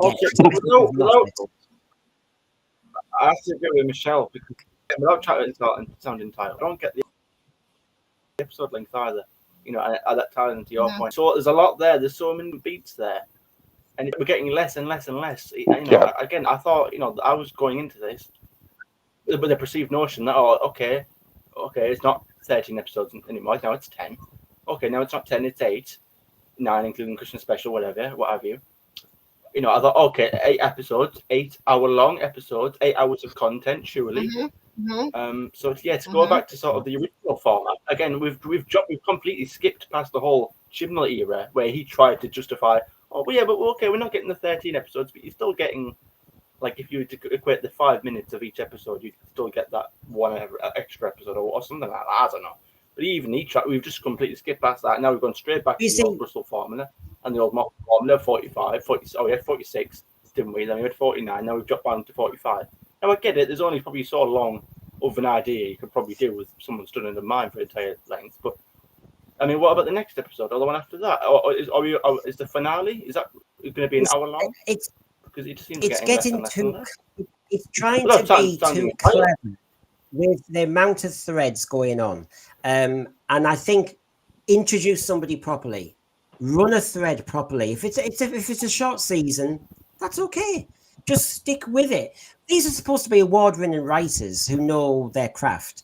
And I don't know whether Russell Davies thinks he's better than he is, or Russell Davies is actually thinking, I need to put lots of crumbs around for the classic fans who were going to be challenged by lots of other things, but they might just hold on thinking, is it Sutek at the end or whatever else? Now, Brandon, also on the list you gave a few minutes ago, I can't remember, did you mention The One Who Waits? There's yet another thread.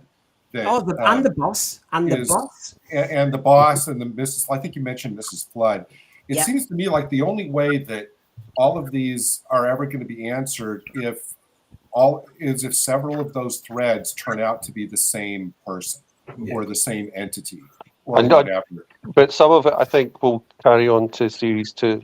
Yes. Some of it won't be resolved in series 1.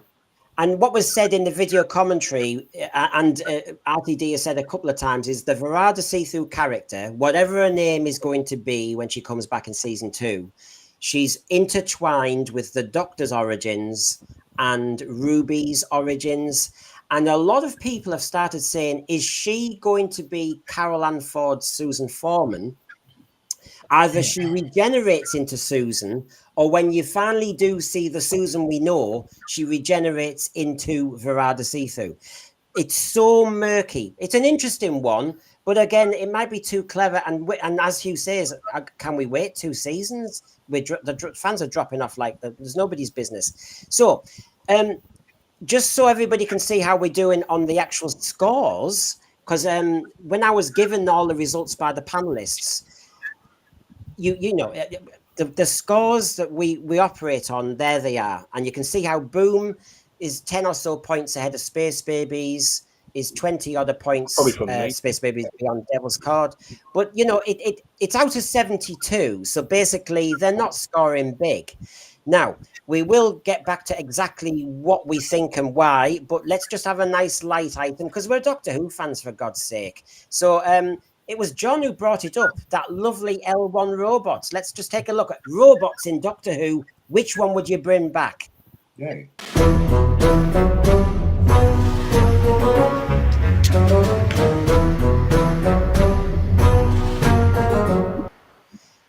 Yeah, just a little item as we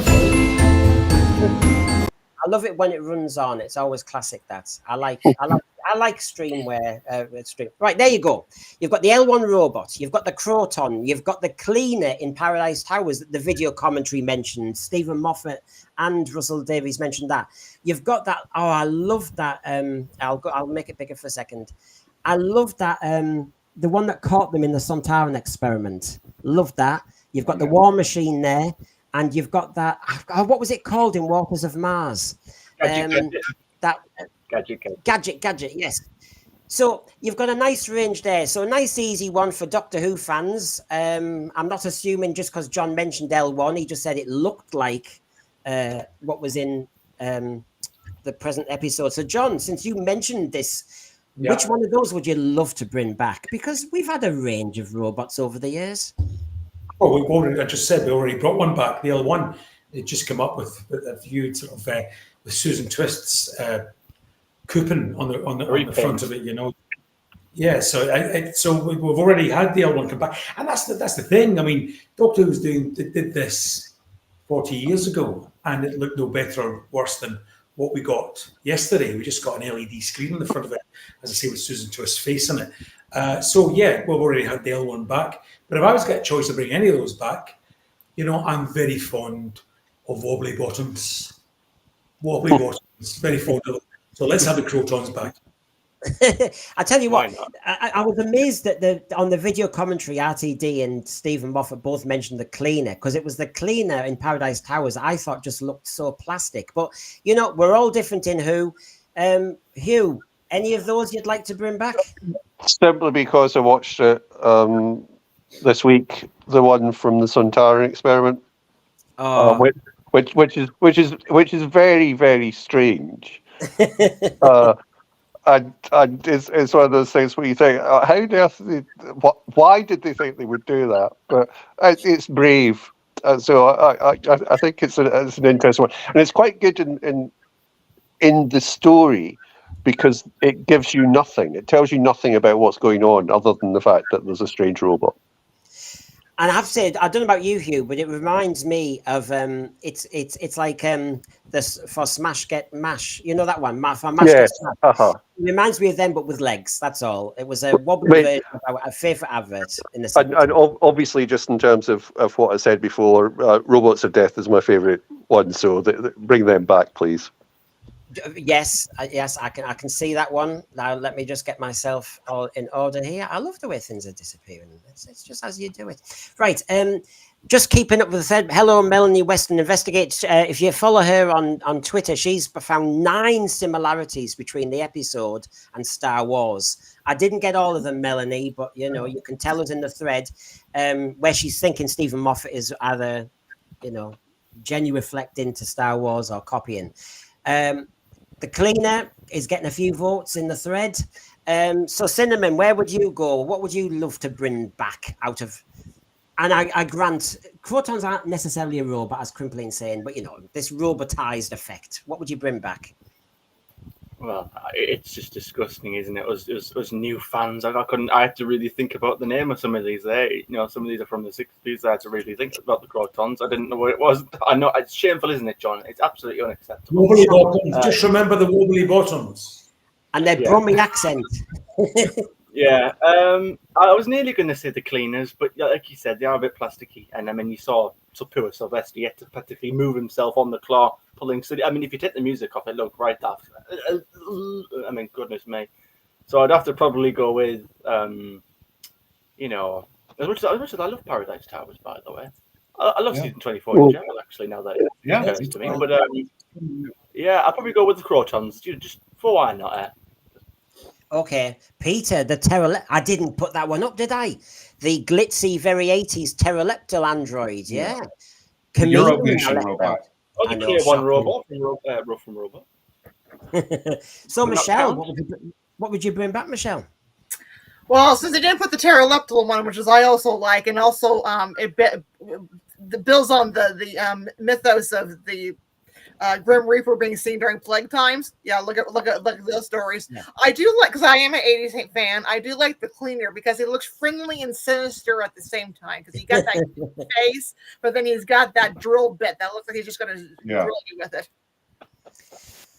What does it mean with that drill bit? I've never been quite sure. What is it? Where does it get into? How many nooks and crannies does it get into? Well, John, it is the 80s. We don't want to ask. Well, Hello, my fault. John, how can John, tears coming to my eyes? John, you know Doctor Who never makes sense in this regard. What was the sink plunger with the Dalek Ulva? Were the plumbers? What was it? Well, according to Russell T Davies, it's called. I mean, this is it. So, I mean, the classic answer. Yes, it looked as though there shouldn't be in a hotel kind of apartment complex. There should be somewhere else. I mean, if you saw that coming down the corridor, you think I've paid over the odds. But anyway, yes. Gary, what have you picked? While I do have huge fondness for the McCoy era, and I do like the cleaner, you know which one I went to? I went to in Colony in Space, the robot that was outfitted with the claws that came in and was menacing John Pertwee. I really liked that one. I guess he counts. Does Chameleon count as a robot? Yes. Yeah. Yeah. Okay, well, then I would put maybe Chameleon. If it's too. got circuits, Sorry, on you go. Go on, I'll fill in the gap while we're there. I have to say, Ken Parker, Mechanoids, I know, now their shape in the 60s, yeah, it was never going to work, was it? I have to say, with the money they've got now, which John has pointed out, we're not seeing spent really, but if we could do a version of the Dalek chief opponents, the Mechanoids, I'd be interested in just something like that. But anyway, that's our little cheeky item. Can I just finish, Brendan, on before we move off here? I'm going to give you a free pass here, and I think the reason why the pteroleptal android isn't there is because it's an android, it's not a robot, because androids, remember, are humanoid robots. Humanoids, but these are more specifically robots. Bottoms. And the very truth, John, is I could have mentioned Jimbo from Wild Blue Yonder, but I'd mentioned him in a previous one. I do like little Jimbo; he's a cutie.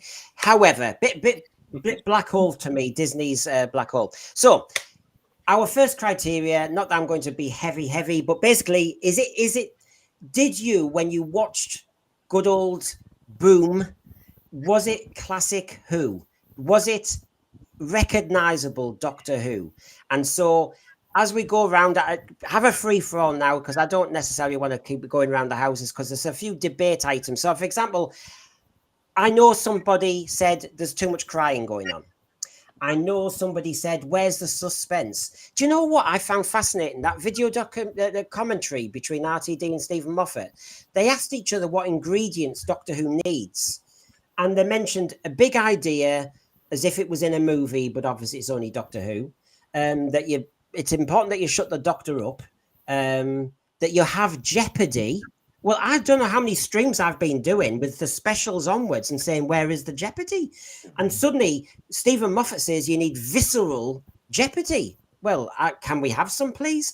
And you mentioned death, and there's been a bit of a lack of death and dying going on recently, Yeah, so I'm just rounding up. But death doesn't matter because we've just been told that because you're not gone. So we actually had a Moffat episode with some death in it, a reasonable amount of death in it.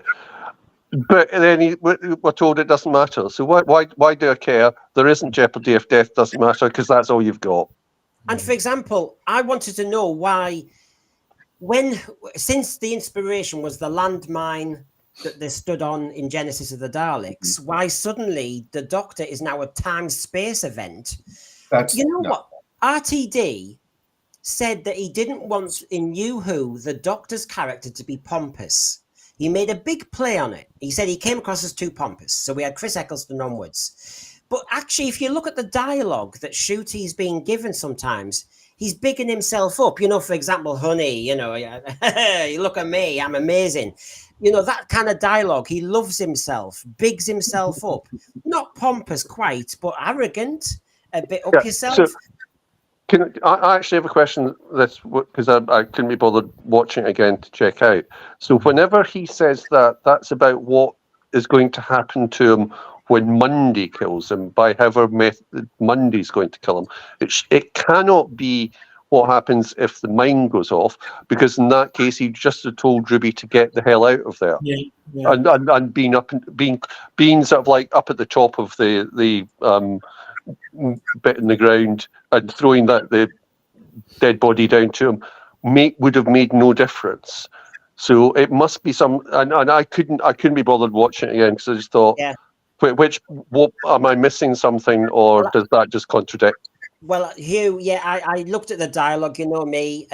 She said, the Monday said, immolation triggers a quantum level chain reaction in the subject's DNA. You are the explosive. And he says, I'm a Time Lord.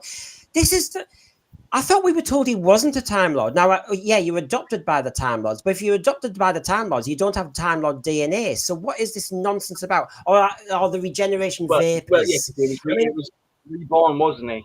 Because he was, you know, that's why the whole time thing about the time as child.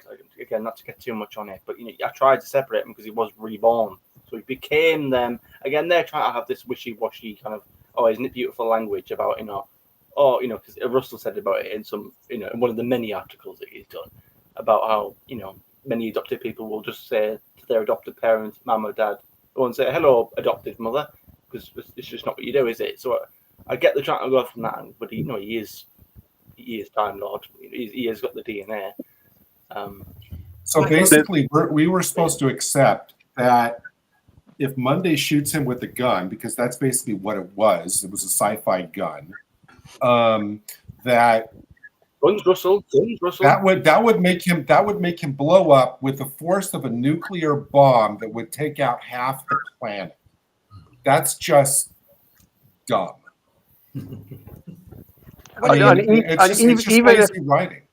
Even if it's the mine that's going to do that, then he's already said he knows what the mine is, but that then means he didn't. So it's just I'm asking myself to lower mark on this because it was messy. I mean, in terms of the suspense, I mean, if the suspense was, wow, is the Doctor going to get blown up? Raise your hands, everybody who thought the Doctor was actually going to get blown up by the end of the episode.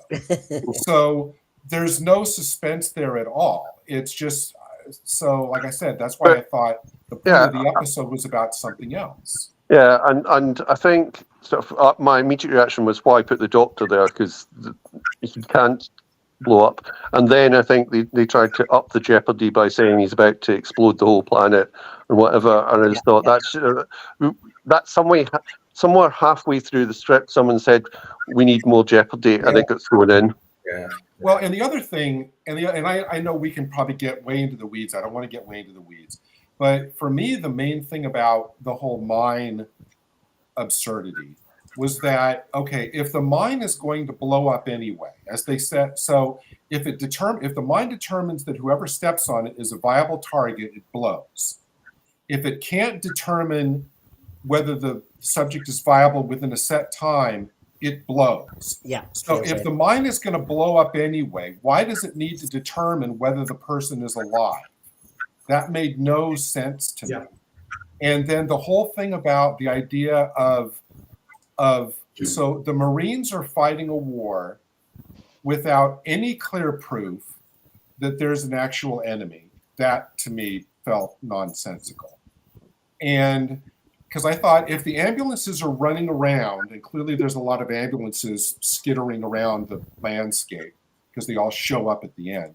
If the ambulances are going around killing the wounded, and giving them no time to recover, like they're doing an instant analysis. Sorry, you're a goner. Boom. They're going to run out of soldiers very quickly. So I don't understand where the idea was the corporation was going to profit by keeping the war against this phantom enemy going with killing not only the soldiers but the wounded. You're gonna run out of people fast. Yeah, but it was the whole thing. I think the message was it was just the right level because they've got this algorithm that calculates, I guess, by magic somehow. Okay, that bit isn't really explained, but there's this algorithm that somehow mathematically calculate just how many people need to die at the right rate. Again, blindness. Oh, you're blind. It'll take 4 weeks to recover. That's not good enough. You're dead. I guess that's the angle. Just on the thing about a huge point, which on the face of it I do agree with, but I think at the start he didn't know what he was dealing with. He couldn't even look down. Why he couldn't, I don't know. Maybe because the doing so would shift the balance of weight.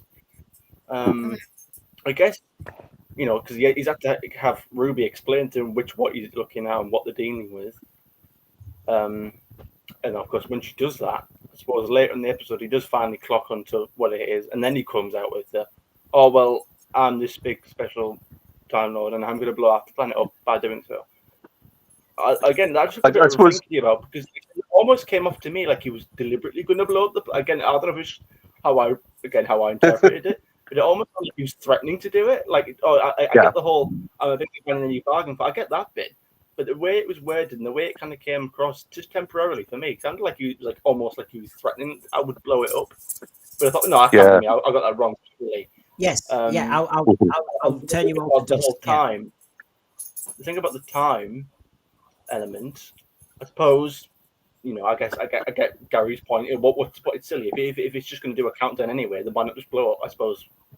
Again, for a tiny little issue, you could just argue that away. That you don't want to waste all your bombs by blowing up if you just slightly think there's something on it. But I don't know. Again, I think it depends on your enjoyment of it, because again, I saw a comment. Someone was talking about the running, and I thought, really, the running? Is people really criticizing the running? I know it wasn't a massive set. I mean, if you watch the behind the thing, I mean, it's fairly big. It's more taller than it is long ways. Again, on the money aspect, where is the money going? The big LED screen they've got in the background. Again, I don't know if we've got that now because of the whole Sony stuff. Well, anything to do with that, because we're talking in the magazine. Yeah, because I was reading in the magazine and they were talking about where before they might just do it on green screen or something, and it would take months and months of effects and work. Whereas with this whole screen, which looked good by the way, because it was like the cinemas that you can get now, where obviously got this rounded screen, and they were talking about this isn't you don't have to do months and months and months of work after this. You can do this. It's all real time. It's all with the camera, and I thought that looked good. So I suppose that's when we judge it on the production one. Yeah, I mean, what does everyone think? I mean, we're judging on the first criteria, which is, did it feel like Doctor Who? Was it a good story? Was it well written? That sort of thing. Well, of course, the resolution was this, wasn't it? That basically the algorithm hadn't been upgraded. That's an earlier one. That's the complication in the plot. And then we had the Villain Guard algorithm. The whole industry, all of it, has just got beaten up by this little kid's dad. A war just got switched off. I sent this girl's dad into the software just for a look around, just looking for proof. And he must have been very cross because now the whole Villain Guard mainframe has been taken down by a parent power. What a beautiful message. But the trouble is, it's the classic Steven Moffat and RTD convenient reboot. It's very like the Doctor Dancers, where in that one it healed. It kind of healed everybody, didn't it? And Mother's Love. Yeah, and it's a bit silent in the library as well, where you had the computer, you had the two different worlds going, kind of interweaving between the two. This doesn't. Oh God! I just thought, how twee. And this is when, we've got Melanie investigates in the thread saying, you had the Star Wars ending where Anakin Skywalker, as in waving. I mean, John. I know you give this good, so I'm asking you. Good can be lots of things, of course it can. But I'm just asking you, were you happy with the plot, complication, and resolution? Forgive me, yes and no. Because again, I'm basing my opinion on it and what I've just had. And what we had was like frothy and all the rest. So this seemed, to base it on the criteria one, this seemed more like Doctor Who than the previous 2 episodes was. It was traditionally more suspenseful. The Doctor seemed more like the Doctor. There was no fourth wall breaking. There was real moments of tension. I thought Ncuti got to play it serious more than he had done in any of the previous episodes he was in. So traditionally, it felt more like Doctor Who. But if I can go back to what some of the other panelists were saying earlier about the Doctor and exploding, both Russell Davies and Steven Moffat treat the Doctor's biology and physiology as a plot point, in that it can do anything it needs to if the plot needs it to do, like the sonic screwdriver can be anything you need it to be if the plot needs it to do that. And the Doctor's become a bit like that too. He'll be an angel floating above. Yep.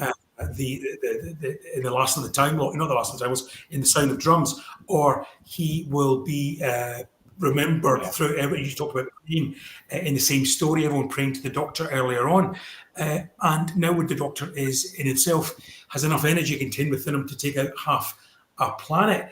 And interestingly, all those writers, when talking to each other, because I made a point of watching the conversation between them, they both say that the Doctor's too big now for his own program. They made him that way. They have made him that way. And the Doctor couldn't just go in and solo whodunit now. Why couldn't he? Because the beauty of this program is it can be very big, and then the next week it can be terribly, terribly small. That's the beauty of Doctor Who, or it should be.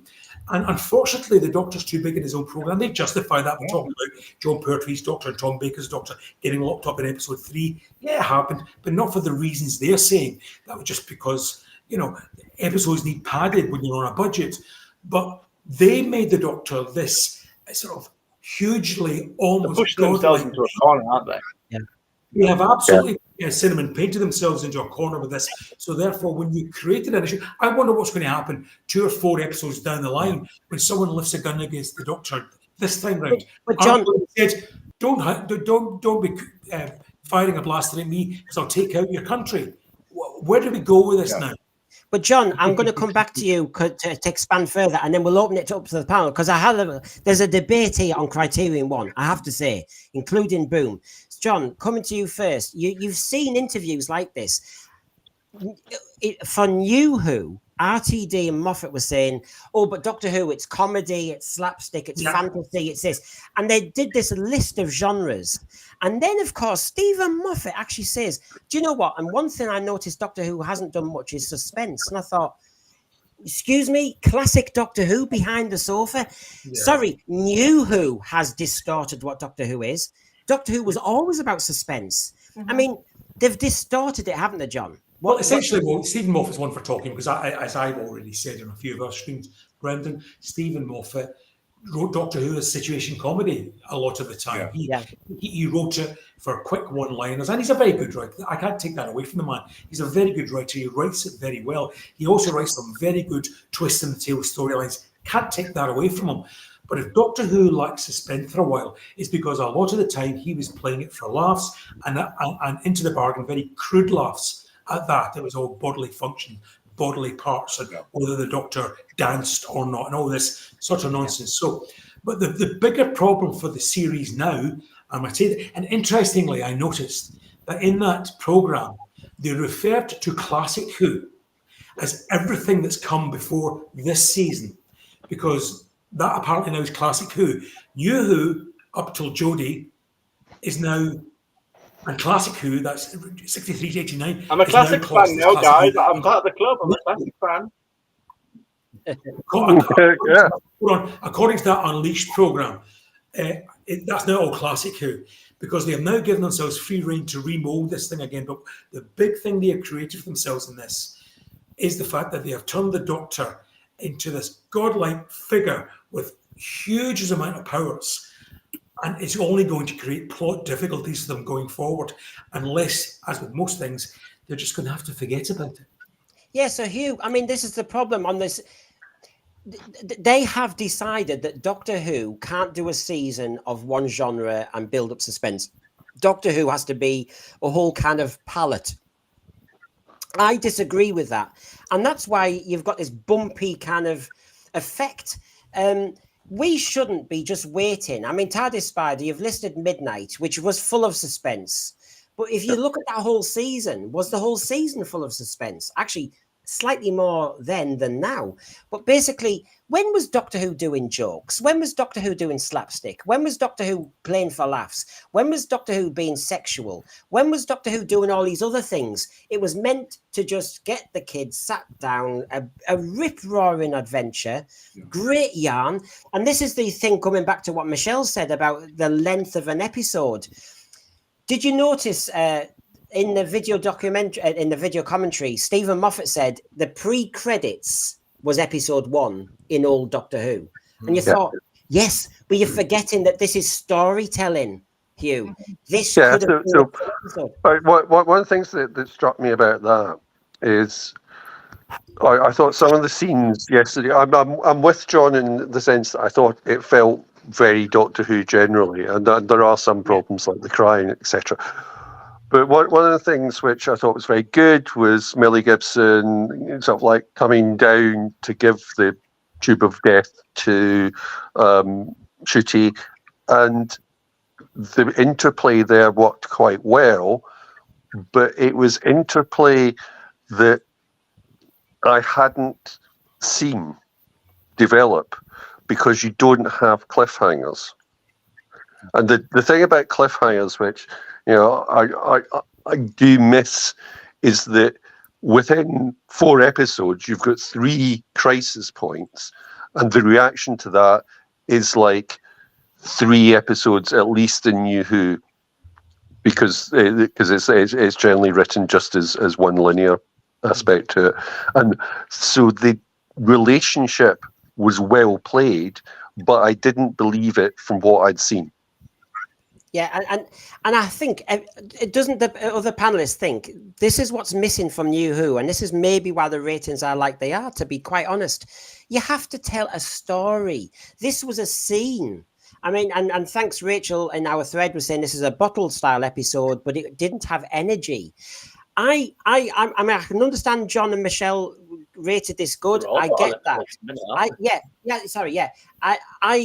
I have no problem with watching it that first time, but I don't think I'd watch it again because it didn't have enough to go back to enjoy watching. It had the suspense there. Me and Jamie did start to switch off though with 10 to 15 minutes to go. It had done well, and then we started dropping off, and it needed some other formula going on. But in the end, it's not storytelling. It's a scene. It's theatrical. You can spend all your money on the set. That was just that. That could have been done in a theatre. That. I mean, I would disagree because I don't mind those. Again, I wouldn't sit there and say that every story has to be some big, not that I'm saying that's not that I'm saying this is what you're saying.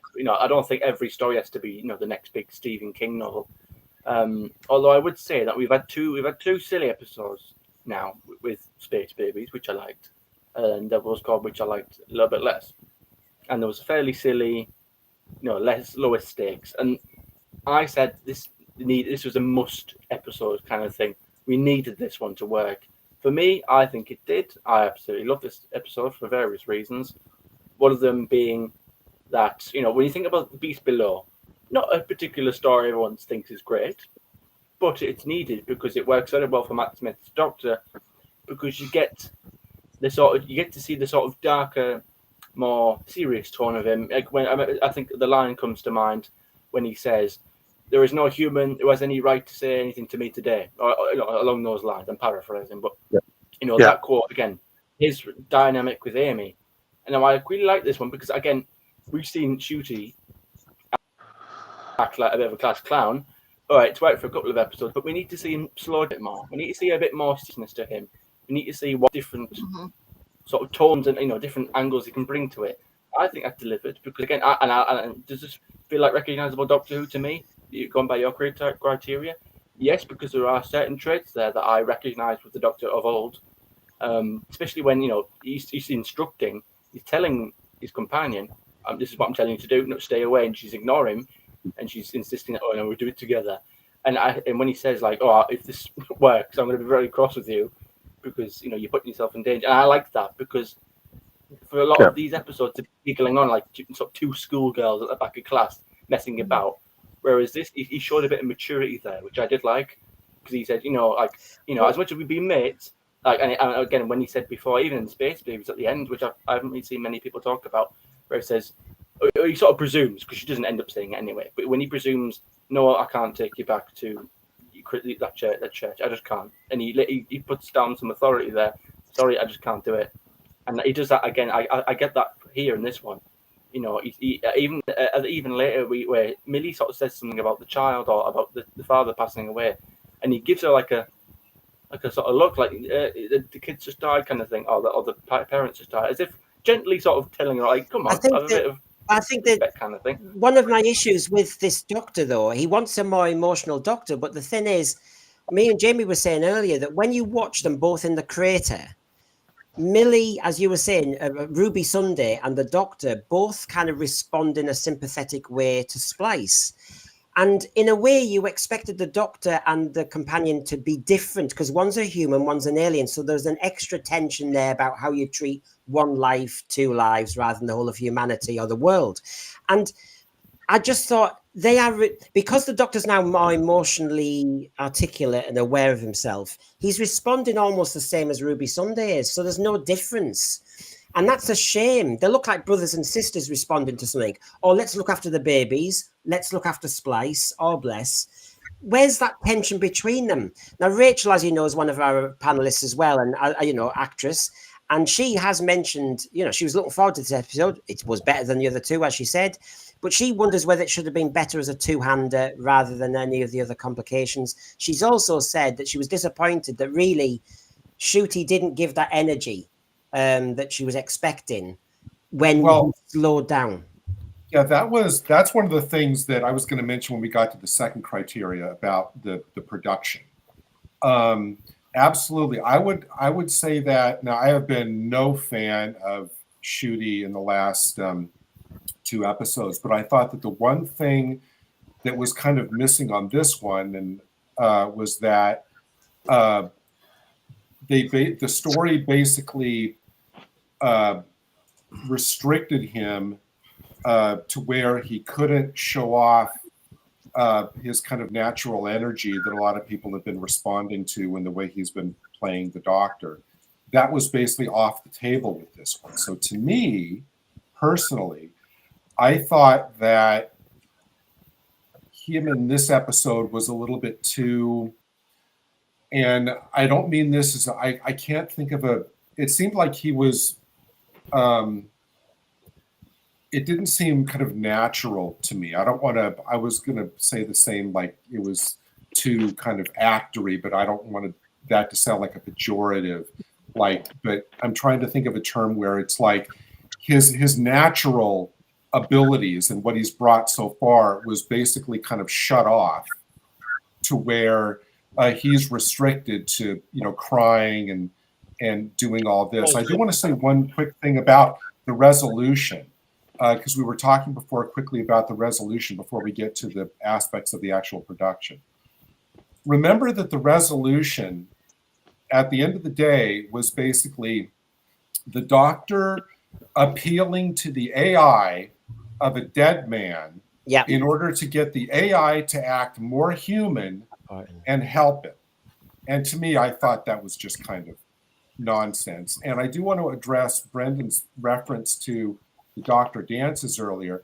Brendan, I did notice that too, but it seemed to me that Moffat was trying to replicate the ending of his own Doctor Dances episode, but to me that moment wasn't earned by what happened in this particular episode.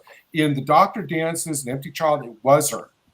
But here, it seemed like he was trying to replicate the moment, but without really earning it. Yeah, I just squeeze in there. I love Shooty's performance, and I think he did it fantastic. I was speaking to PD afterwards, and he said this felt like a sort of Series 10 Capaldi script, and I saw a few other people mention this as well. So my question to the panel would be, if this was a Capaldi script, if this was Capaldi in this situation, do you think that he would be more convincing in the depiction of what he's trying to do? Do you know what I mean? Would you think he'd deliver it more than perhaps if it was Capaldi rather than Shooty in this situation?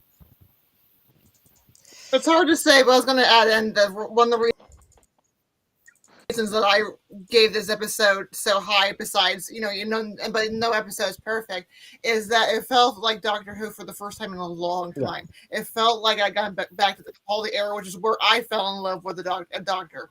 And for that, he felt more like the Doctor than Jodie was ever allowed to feel like the Doctor. He just kind of it just brought back good feelings of Doctor Who for me when I first became a fan. What I enjoyed about it, the constrained performance allowed him to be a little more serious, because a lot of people were complaining that he was just too animated, so it gave him kind of a moment to still down. The crying issue, because I remember I came out strong that I didn't mind the crying in the Church of Ruby Road. I still don't, but I think it needs to be used a little more sparingly. I agree. And again, it could be like an adrenaline. At the same time as an adrenaline dump, sometimes you do or emotional crier. I'm an emotional crier. When I get really, really mad, I cry. I mean, like off the chart mad. The snag is, Michelle, isn't it, that there's nothing wrong with showing your hero crying. I think we all agree with that, especially in 2024. We need children, especially boys, to realize it's fine. The issue is, we've had 3 episodes, and the Christmas episode. We've had 4 episodes where Shooty has been quite vulnerable as a doctor. We've had the Space Babies story where he was all maternal with the kids and then said inappropriate things to scare them accidentally, but then felt sorry for Bogeyman. If you just sequence these first 4 episodes, have you really established the Doctor as a hero? Or have you got him as a fragile, vulnerable person, which is okay overall? Not yet, and that's where he needs. That's where he needs to. By 4 episodes into it, we need to have. You need the Capaldi moment. Capaldi moment. He's coming the closest to this in this episode. He felt the most like the Doctor, and again, a way that Jodie. I mean, they were promising us. Yeah. He has the making of being a darn good Doctor. He just needs the script to match up to his talents. They were promising us in the video commentary that there is a full Capaldi moment coming later, but not in this episode. I assume it's the Christmas episode. And that's probably why he's dropping too. He needs that moment. He needs that moment of his speech that he should have won the BAFTA for. And he needs that speech. It's promised. Brent, really quickly before we skip to like the engagement, and I just want to kind of address super quick a couple of aspects of the production. I do resonate. I think was it John talking about how some of the episode looked a little bit like where's the money, or was that Hugh? Was it Hugh who was asking kind of where's the money? It's John. But John, I just thought that to me, I just thought that a lot of the, and I apologize, I don't mean to be petty, and I wasn't like looking for something to pick on, but I really thought that a lot of the costuming in this, I thought that they got from the kind of Star Wars aisle at the Disney store, especially Splice's little mini Rey outfit that she was wearing. I thought that the thing about being set in the crater, I thought to me, it really kind of forced the episode to be kind of a tell don't show, because that kept us from really getting a feel of what the scope of the conflict was. Okay. If we're confined to the one crater throughout the whole episode. But I just kind of want to address some of the really kind of Gary, what I thought was kind of cringe dialogue, and it all came at the end. It all came at the end. We got lines like, "There's hardly any time that we're not dead." I was sitting there going, I'm not sure what that means. And then the line where the Doctor says, "Dying defines us." And in my head, I was thinking, no, Stephen, it's how we live that defines us. And for people of faith, it's the certainty that there's life after death that defines us. It's not death that defines us. But then I just want to mention the capper. I just want to mention the capper. I just want to mention the capper. Snow isn't snow until it falls. If anybody can explain that to me, in the chat or here on the panel. Well, I'd love to Gary, hear it. not in 45 minutes. They're not. You know what it's like. That you get these little tidbits that aren't explained, so it ends up being fantasy nonsense. I was going to address, Gary, And also one other when you thing- mentioned about the death. Stephen Moffat has written to his credits, I think, some amazing dialogue about death. The Capaldi Doctor's 12th Doctor death, they are to be stars. Yeah, of course. You know, I'm dying without an event. The Matt Smith death, as I said, I used in assemblies a lot. I just thought he does write some very clever lines about death. I'll grant him that. I'll be honest with you. I agree. No, totally. But I mean, a lot of those were payoffs and they meant so much in the moment. And I agree 1,000% with that, Brendan. But those were built up to and earned, and in the context of what had been set up in those episodes, that was kind of, you know, the script kind of paying that off in a brilliantly written moment. But here it was just buried in the midst of all these kind of aphorisms that were kind of thrown out really quickly at the end. It didn't, to me, kind of connect to anything. So criteria 3 is our engagement, because this is where we kind of work out where we stand on this one, on engagement. Now, one thing I wanted to throw to you is I was look, I'm all over the shop with this episode. I'm granting a lot of that's been said, but actually, when you saw the Millie Gibson character, when she hit that moment, next of kin, the way she fell down the crater as well was so dramatic. I thought this was very, very striking. And on engagement of the whole episode, okay, we can judge it overall, but on this bit, I did think that really resonated. And that was funny, in the video commentary, they were saying Steven Moffat was going to be even grimmer. She was going to be face down in the mud. And of course, I think he was asked to come back. And that next of kin, and who are my next of kin? I did think that moment was really striking on engaging with my emotion. That really did get me. But overall, John, you know, is it an episode you will dive back into sometimes? A lot? We know what we're like as Doctor Who fans. You know, you'll put Genesis of the Daleks on every so often, blah, blah, blah. But is it an episode you'd want to watch again? Well, that's always difficult to say, because every Doctor Who episode has a renaissance after so many years, and many Doctor Who stories and episodes from way back, which I thought I'd never look at again, suddenly I found myself enjoying and going back to more and more and more. I mean, I watch Destiny of the Daleks once a year, every year, and I always do it at the same time of year, because it reminds me specifically of a certain time of year, not the time it's shown. And that's not a particularly memorable story for anybody, but it's become one of my rewatches and something I appreciate more and more the further away it gets and the older I become. So I don't know is the answer to that, Brendan. What I do know is that I'll watch it again tomorrow, because my husband George hasn't seen it yet, and he's looking very much forward to seeing it, based on my appreciation of it and the fact that it's more traditionally Who. However, ask me that again perhaps at the end of the season, when I maybe have to order my episodes into some sort of league table, if you like. At the moment, of the 3 we've seen, it's the most likely one I would rewatch again. So far so good on this That's one. not your question, I know, but it's unfortunately the answer I'm giving you. It's hard. It's hard. We're Doctor Who fans. We pour over the coals, but we equally, you know, I'm struggling with thinking so far which ones I'm going to watch back, as in currently, and that's all I can do.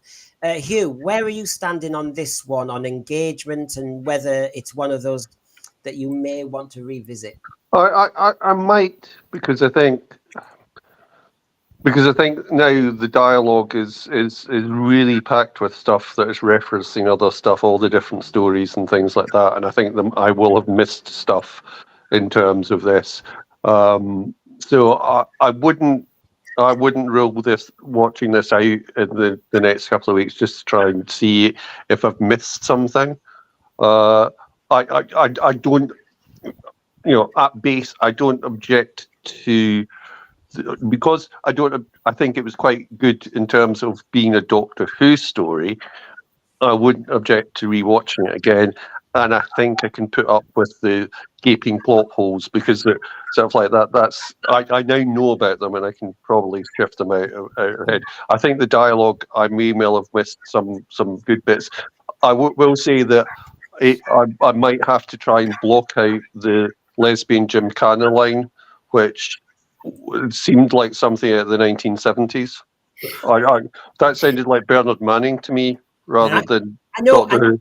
And the truth is, we're all okay on representation. That's not the issue. It's just, as Cinnamon spotted, there seems to be a fixation with one thing at the moment. If it's not that, it's something else. I'd say it's not so much that, although sort of like there were a couple. It was the fact that felt like a Bernard Manning joke. Yes, it did. Yeah. Absolutely. But the truth. Also, as an American, I totally didn't get that. We started talking about the ratings, and we're wondering why the ratings have fallen. And Space Babies, Devil's Cord, a drag queen possibly was a bit out there. A musical episode, a bit out there. Certain pronoun things mentioned. I could make the list. Then you have. Okay, you can mention a lesbian character or relationship. Doctor Who's done it before. It's nothing new. And then suddenly you've got that. Now, I will grant there was a straight romance in it, let's be honest. The soldier who died, yeah. I mean, so... Yeah.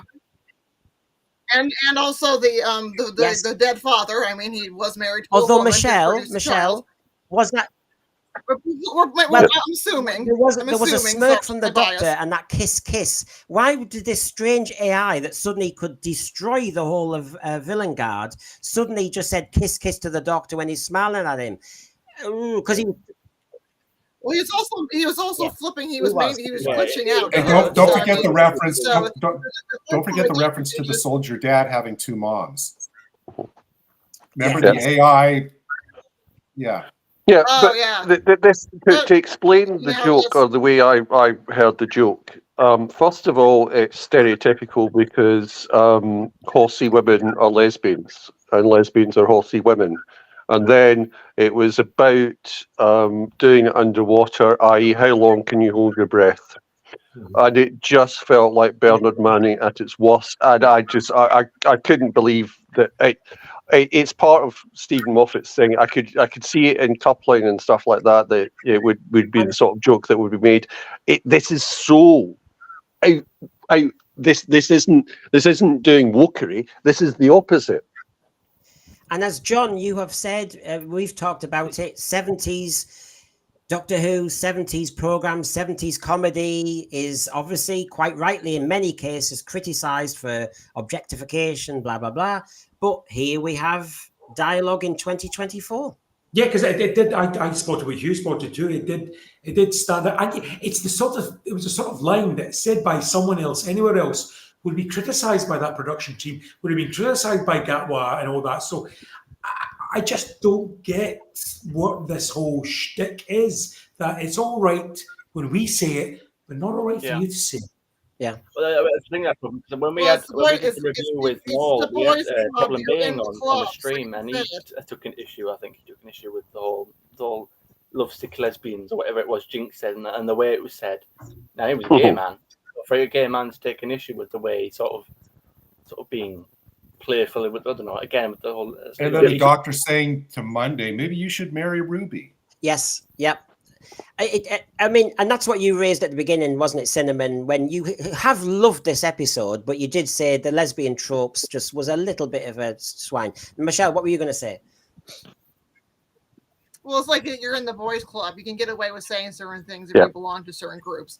And I do have a friend who is lesbian, and she's talked to me all the time about the difference. A hard time finding lesbian representation in media and lesbian representation being done well. You'll find a lot more. It's easier to show gay romance than it is for lesbian representation. It's funny that again they'll sexualize a male Doctor, but if you were to dare put Jodie in anything that was slightly revealing, there would be hell on.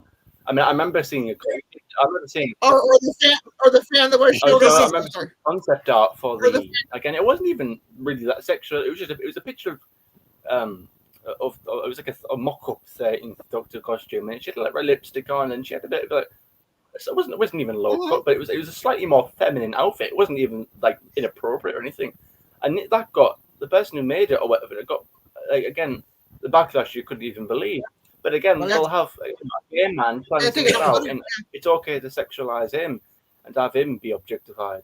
You know, it's one of our. It's still our top-rated show from the past. If people want to find it, Sex in the TARDIS and the relationships. While I'm talking about our previous shows, our target's 350. If you've been enjoying the chat as much as I have, with a range of opinion, I guarantee you no echo chamber on this channel.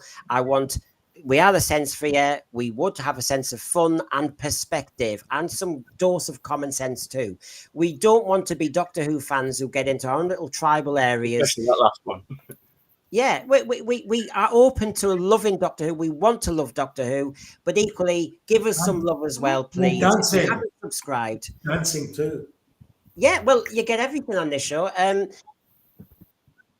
So please subscribe. And of course, me and Cinnamon will have the Battle Royal tomorrow at midday, debating boom with our Generation X and Z head on. And you can already see Cinnamon's being polite. Fabulous. I'm being polite, but tomorrow we're going to kick off on that one. Hey, Brendan, is there an over/under yet on who wins the debate that we can I win actually every bet time. on? Don't I, Cinnamon? I win every time. I win every time. This is how I win. This is how I win the debate. See, I scream at him, and then I cry in my corner, and I run off to my safe space, and then block out the world. Although you gotta call me Gary suggested that if we are bi-generates, we should be throwing a ball to each other. Yeah, we should be playing catch. Yeah, and Who gets to wear the underwear? Oh, that's right. You know what, Michelle is exactly right. So actually, if you're going to do it, then between the two of you, you should only be wearing like one set of clothes. So you have to figure out how that divides out. I was very fair to Cinnamon. He's the younger lad in his undies there. I'm obviously the old idiot. Actually, I wouldn't mind being that slim. But there, yeah. That's the bi-generate. I'm not changing colour. Well, yeah. But I wasn't happy with how this all pulled together. That's my problem with the engagement on whether I'd come back to this. I had one other point I wanted to say about the engagement, just to test everybody out. Oh, yeah. Look, we've talked about the sexualization of the Doctor, blah, blah, blah, blah, sexual topics. Aren't you happy that it's nice and progressive, that it's dad power, that it's a male for once who shows that, maternal, paternal role, that it's a dad who's given that role with the kid? Isn't that very progressive? The trouble is, I just didn't like the resolution. I did and like that. By the way, just before, sorry, Cinnamon, just before I do let you through, on the sexualization, we've mentioned it. I'm a lot more explosive than I look. And honey, I know how I look. I mean, honestly, how... the Doctor isn't aware of stuff like that. That's not how we do it. Oh, you mean, is that the line where he says, I'm a much bigger bang than you bargained for? Yeah, follows up with that. Now, just before, I mean, John, I know you've got the dogs there and everything, so John's going to have to depart us. I've got his results. I've got his criteria, so don't you worry. His results count in our overall It's nothing to do with the dogs. It was all that talk about you and your pants. Oh, you're jealous. You're jealous. I think it was David Tennant suit. No, not jealous. That was the last straw. We're feeling nauseous. That's all. Anyway. No, if it's anything like my dog, you're probably in my bathroom right now, chewing. No. Just I will be chewing more than that if there's no Brendan in his underwear. So I'll take my leave. Listen, thanks for everybody. Michelle, everybody, kiss. I'll see you all. Kiss. See you. Yeah, kiss. Bang, bang. Yeah. See you later. So no, I just mentioned that the dialogue is very sexual. The Doctor now loves himself and is aware he's a looker and is aware. That takes me out. That takes me Wasn't out the of the Tin drama. Doctor also a little bit aware of himself? Wasn't the Tin Doctor also aware of himself being Probably, sexy? but this is New Who, Michelle, isn't it? This is not. This is why some of the old. Yeah. This is why the. Oh, that's right. This is why the That's some of the older Doctor Who fans, the ones who are watching the program, 80% of them are going, hold on, you've really changed the character of the Doctor. You've made him emotionally fragile and vulnerable. You've made him very sexual. I mean, this is not just one tiny change like remolding the Sonics. This is a massive change in the character. Michelle is right. I'm waiting for that line of where greatly Ken just goes like, suspecting someone kisses him and he goes like, yeah, still got it. You know, was it Rose or something? Yeah, it was. It's Rose in New Earth. And he goes, oh yeah, still got it. I'm suspecting we're going to see a massive pride comes before the fall. You know, I suspect because this is a very different Doctor housed by regeneration, so he doesn't have necessarily the trauma of a death or a regeneration crisis. I'm suspecting we're seeing a very cocky Doctor, and I think he is going to be brought down by the Does season it feel to finale. anybody else? And this may go to Brendan's earlier point about, well, you know, there's only 8 episodes. There's not 10. There's not 13. Does anybody else feel? I felt this a couple of times in yesterday's episode, that it seems like the Doctor and Ruby are much more familiar than they should be at this point. I mean, the way that they talk, and some of their dialogue indicates that they've been together for years. But they should still be in the kind of, you know, newbie phase. Maybe he has to rush that because there's only 8 episodes, but it's really obvious.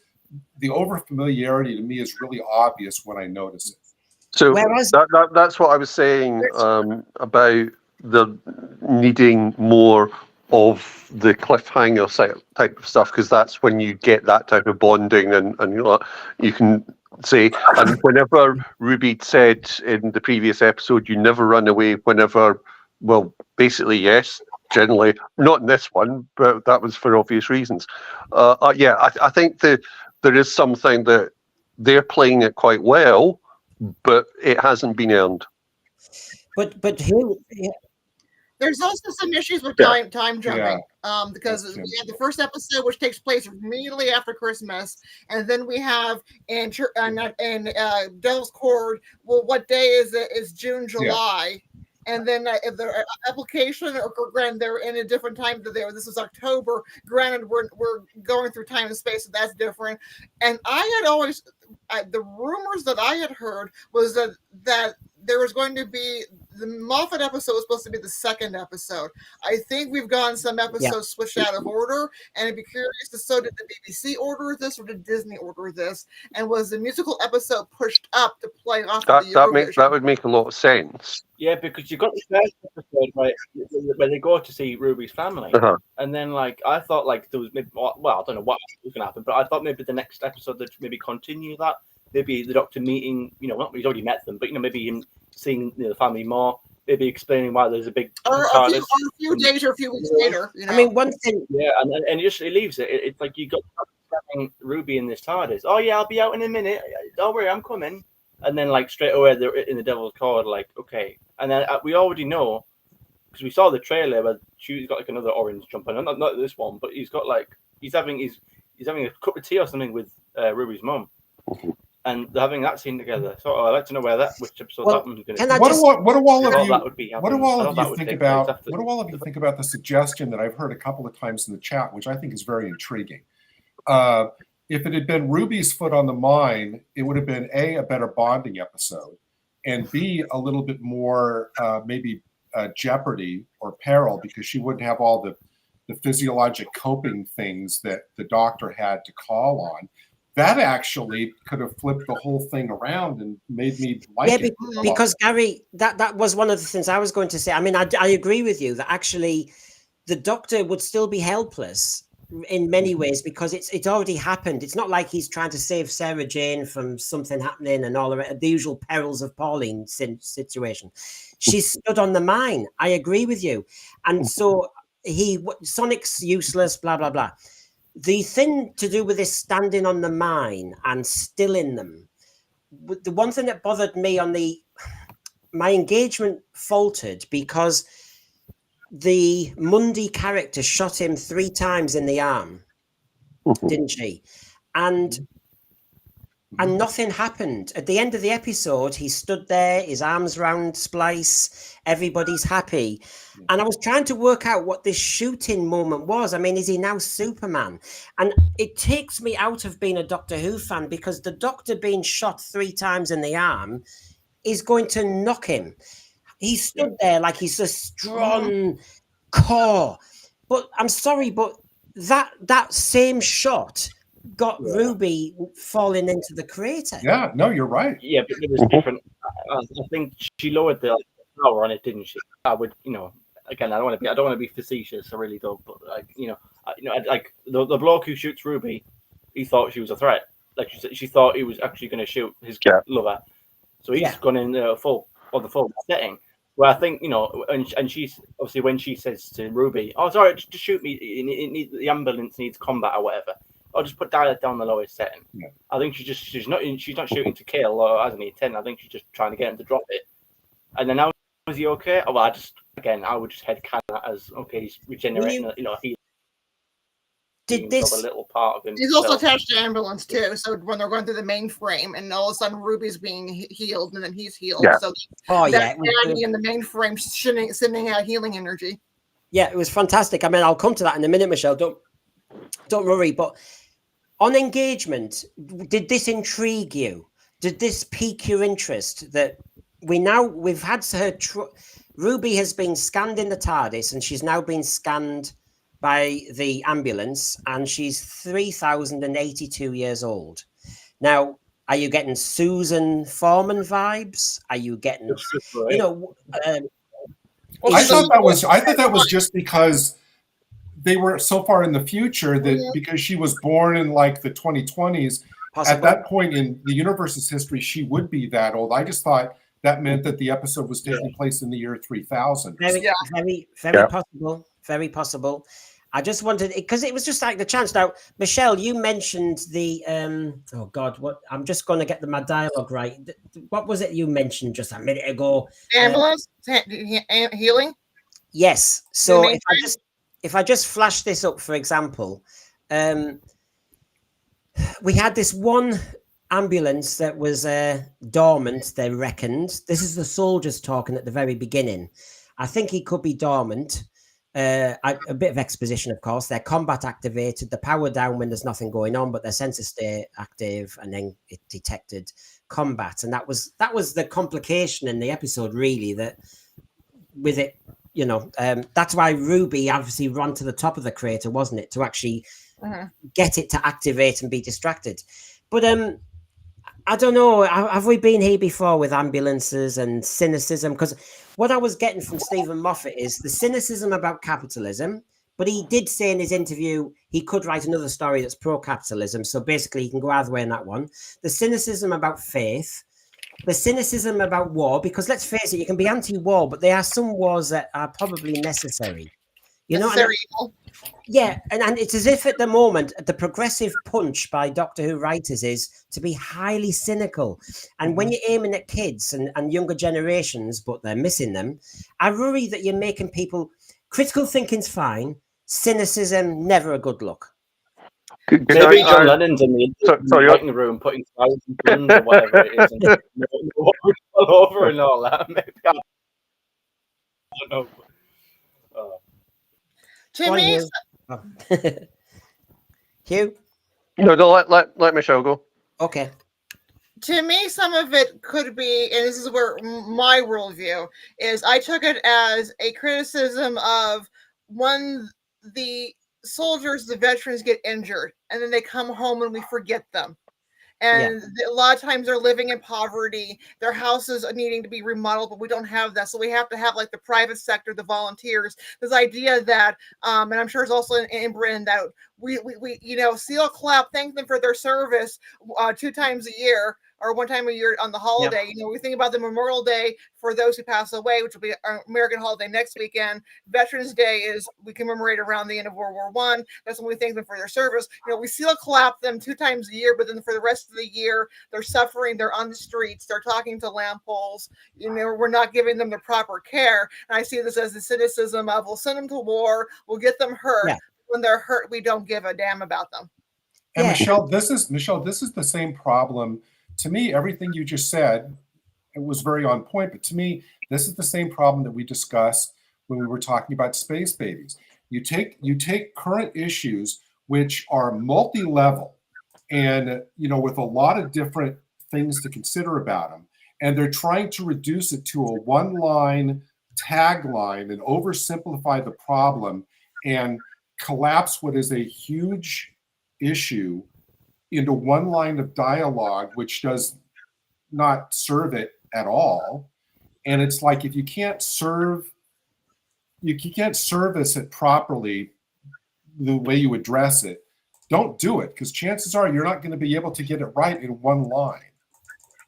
Yeah. That also leads to the question: does the Doctor work better as a multi-part? Should all be a 2-parter? Should we go back to the classic era where they are so rushed for time that they have to? And again, this goes back to the first issue. It's like, yes, I still enjoy the episode, but as a more fan of the classic era, New Who does suffer from we're that gymnast, we're twirling through the air, but we cannot stick that landing. We're always coming down flat down on our bottom, or you hit it and she's her adrenaline's pumping too hard and it pushes her forward a little bit more, or him forward. And so this goes to the problem is, are we hamstringing the writers? We're giving them too less time, but too sophisticated of a concept. Michelle, I think it's a fair point, I have to say, and this is the problem. I think number one, RTD, who's now the showrunner, godlike figure for the second time, thinks we should have a varied diet of genre. I disagree with that. Secondly, he decides that episodic is not really the way to go, even though there's a lot of dramas out there on Netflix and other things where most they are episodic right now. Yeah. And so what you've done is RTD has set his own rules, which have limited development and intensity and actually building a mood.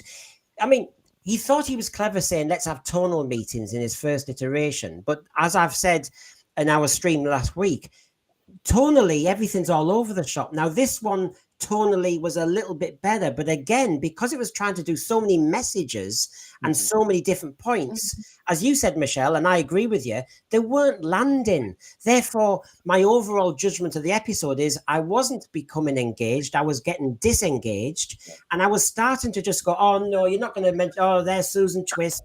Oh no. You just start to think, I've had enough. Can I have a story?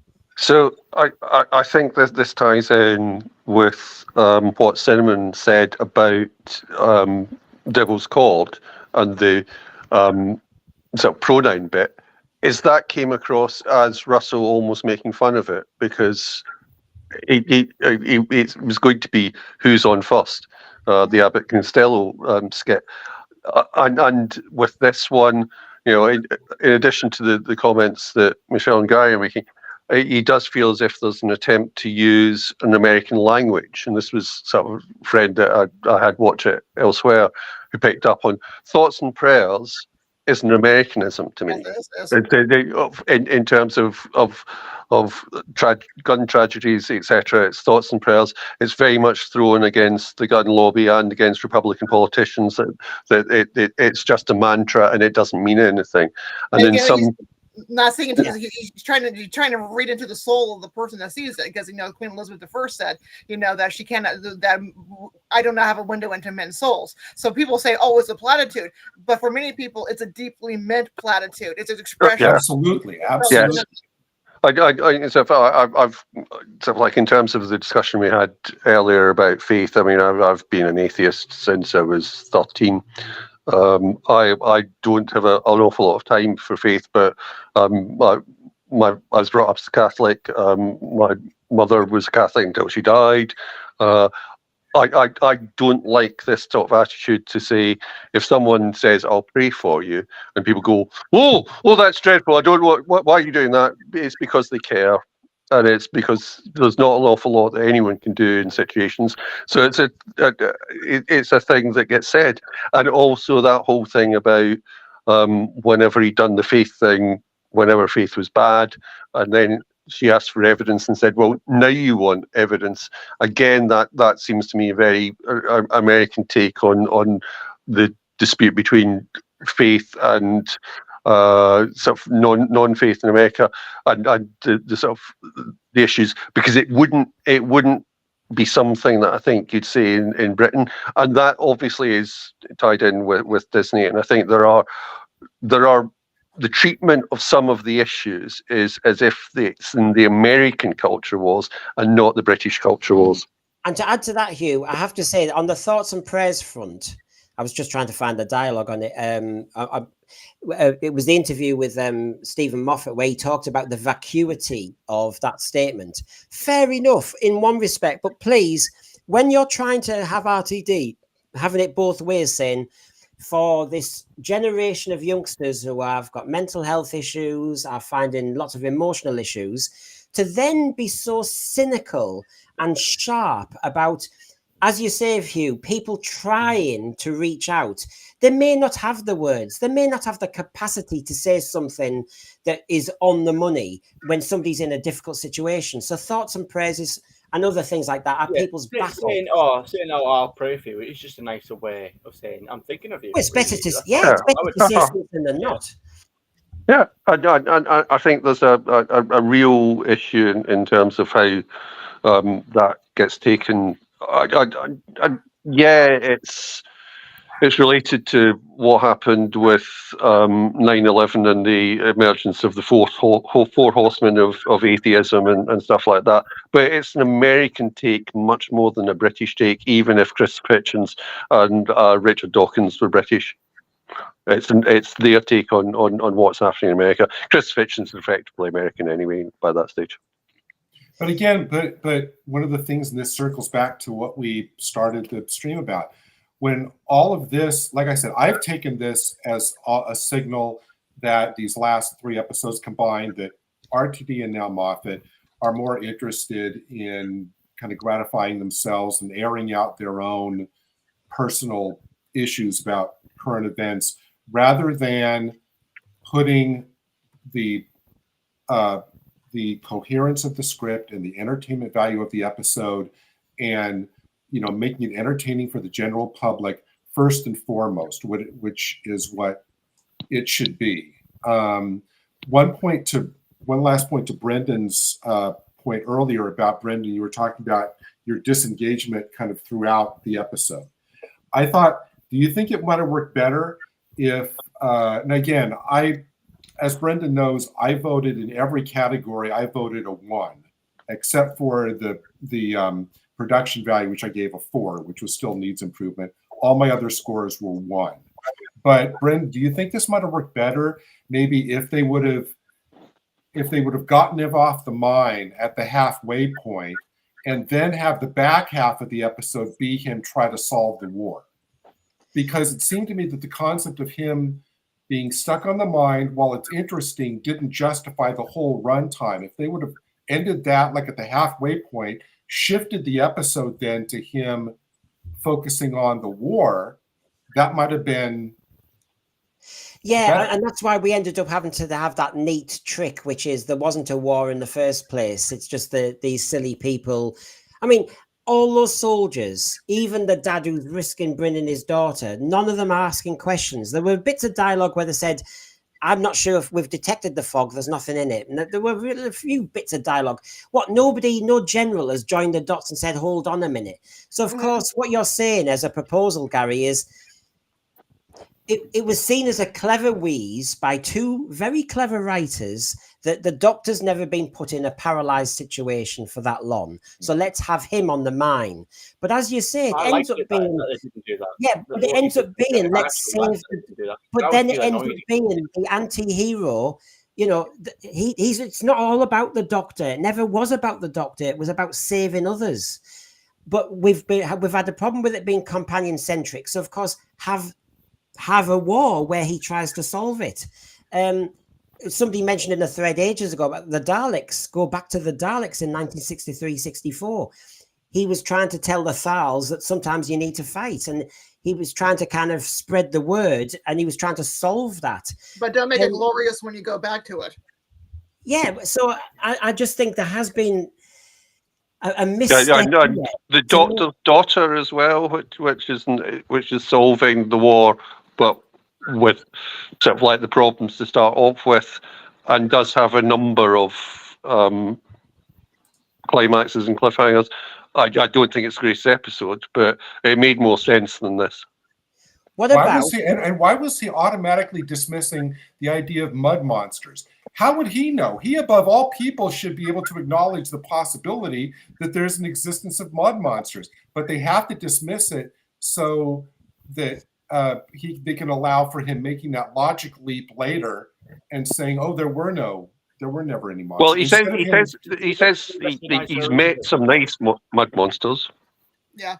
Well, also he's singing this guy boat song, which is about a war, and it was a needless war too. It destroyed the Highland culture. The Highland clearance came out after the Jacobite uprisings, so it was also a needless war, and also in some ways a religiously based, not so much a religiously based war, but it was more about the dynasty ruling on the English throne. But it's again, he's got that Sky boat song. His story is interesting. Yeah, Fly Highland in the chat has a brilliant question that I never thought of, but which is a fantastic question, and I don't really have an answer for it. It was the one that flashed up, wasn't it? Where he says, "How did the guy get blinded if there were no enemies?" Yeah, and this is what something's flashed back on him. Yeah, there is something in terms of the fact that I assumed that what was happening there was that the Villain Guard Corporation had effectively drones that fought, that appeared to do stuff. So there was no real enemy, but there were military equipment which attacked. A little bit of headcanon is required there, and I don't think I would say that's to a detriment. Even the whole idea of even the idea of funding both sides of a war, that is also could have been the whole theme of the episode, and that's also something that is very good, is open to discussion, and we need to discuss about funding of both sides of war, especially modern warfare. Yeah, and AI you could have solved it with AI without there being the appeal to being father and stuff like that. It was a bit Deus Ex Machina. Yeah. Whenever you could actually done a really good point about AI and examined how AI might overwhelm a system like that.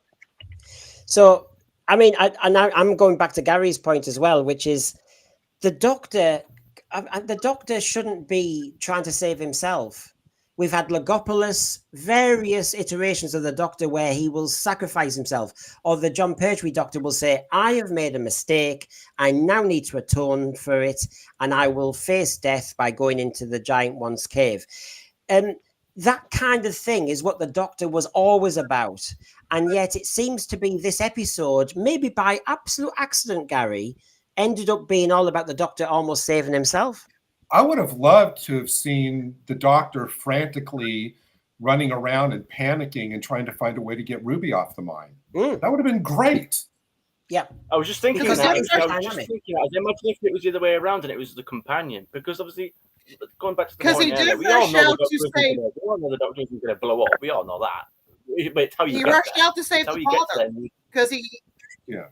You see him being the Doctor, he rushes out, he goes, "Someone's in trouble," and he immediately bails out of there, and that's why he lands on the landmine, because he was so blindly trying to find the injured person. Right. It would have made more sense to have Ruby on the first time on an alien planet be more likely to stumble onto a mine instead of the Doctor idiotically walking onto a mine. Well, Gary, the other issue was, Gary, and then I'll come to you, was I was trying to work out, because it was all exposition, of course, because he can't do anything else, that he was saying, Villain Guard, of course, it's their minds. I once diffused one, or did I? Blah, blah. He seems to know an awful lot about this planet and this weapons manufacturer. So how come he ran out of the TARDIS like a bat out of hell, and was so unaware of a situation that would be this dangerous? Whereas it is normally the dynamic of Doctor Who is the companion goes into peril. It's the safe dynamic. It's the dynamic that works. And for some reason, Steven Moffat and RTD thought, well, it's better if we do a twist. Hugh, but see, that's how, one last thing before we go to Hugh, I'm sorry, that's how they could have widened out the episode too, because if Ruby's stuck there in the crater on the mine, the Doctor would have had to go out somewhere, maybe to gather information, to kind of get something that he needed to save her. That would have kind of widened out the scope of the episode too. Yeah. Hugh? Well, the problem that they've created is they've got the magic flip phone, which could just point to the bit of kit and it would switch off. The sonic screwdriver has become so much everything that the only way to stop it being used is, in this case, to put the Doctor on the landmine. Yeah. So you can see the judgments overall. And can I say, in the 3 episodes we've done so far, Space Babies, Devil's Cord and Boom, with 6 panelists all judging on 4 gradings, that's where the total is. And you can see that, are we answering our own question about why the ratings are falling? Most are kind of coalescing around improvement needed, with equal either side, some saying good, some saying oblivion on the episodes. So basically, look at that. We, as a collective, and every week we have got a vast range of opinion. People are struggling to see how this is working. Absolutely. So it's were those scores for this episode or for all of them? Those are for all of them so far. Okay. So it's the number of ones that we've gone for. So six, there have been 6 outstanding votes across all of the categories. Yes. 15 good votes across all of the categories for all of the shows, etc., etc. Oh, I see. Okay. But see, here's the frustrating part. It shows that this can actually work. This has the potential to work. That's what's frustrating. It is. And I think a lot of us, even if we enjoyed the episode, are feeling disappointed about where this is maybe as a collective. I'm looking at the 7 episodes. I know, Michelle, we've talked about this before. You know, you've liked, I think it was Star Beast. I'm trying to remember. I'm going back. But overall, I'm thinking, I am not getting engaged. I am struggling with this. And this one felt the most like classic Doctor Who in 7 episodes. Yeah. So everybody, just to remind, watching like a Matt Smith episode or a traditional Moffat. Yeah, I mean, like the Capaldi era, not like Tom Baker era, but. So just to remind everybody, me and Cinnamon are back at it at midday tomorrow. Never mind John saying who wears the trousers, but that's midday tomorrow live. We'll be battling this episode. We know that's you. We know you. Come up to watch and find out. You'll have the answer. I want to know who'd be more likely to stumble onto the mine. Would that be Cinnamon or would that be Brendan? Well, Generation X always gets it right. I can point out that if you want, I can turn up in a kilt. I'm not afraid to admit my faculties. So you see, this is it. I keep saying to Cinnamon to argue the toss with me, but basically, I bring in the teacher line. I'm the one that's supposed to say I'm perfect, and we can do anything. It's you oldie, but I don't know what you're talking about. You're all it's like whose foot is that? Well, so there you go. So that's us on midday tomorrow. I know some of you can only see the recording because some people work. Australia and a part of America do tune in to that and got quite surprised. We do have, obviously, like many streams, but, we do have no echo chambers there. We've got our saloon shows, we've got the bi-generates, and we've got our reviews. Nice mix. Please. All great stuff. Please subscribe. Thanks, Gary. Please subscribe. I'd prefer you to do that than do this. Rather than touching grass, touch a button and subscribe, please. So everybody, thanks for your time tonight. We'll do it again. 73 yards does look interesting. I actually like the look of it, I'll be honest with you. And we will have a panel and meet again on Wednesday at 7 p.m. and we're going to look at a review of the Boom and a head to 73 yards. So there'll be a bit of everything. Look out for my saloon on Tuesdays. Look out for Bigenerates tomorrow. And remember, 7 p.m. on Friday, I've lost a panelist, and I'm interviewing that panelist about why he has walked away from Doctor Who now. Okay? Oh. Please join us, because I think that might touch base with how a lot of us feel. Good night, everybody. Cheers, kids. Bye, everyone. Bye. Bye, bye.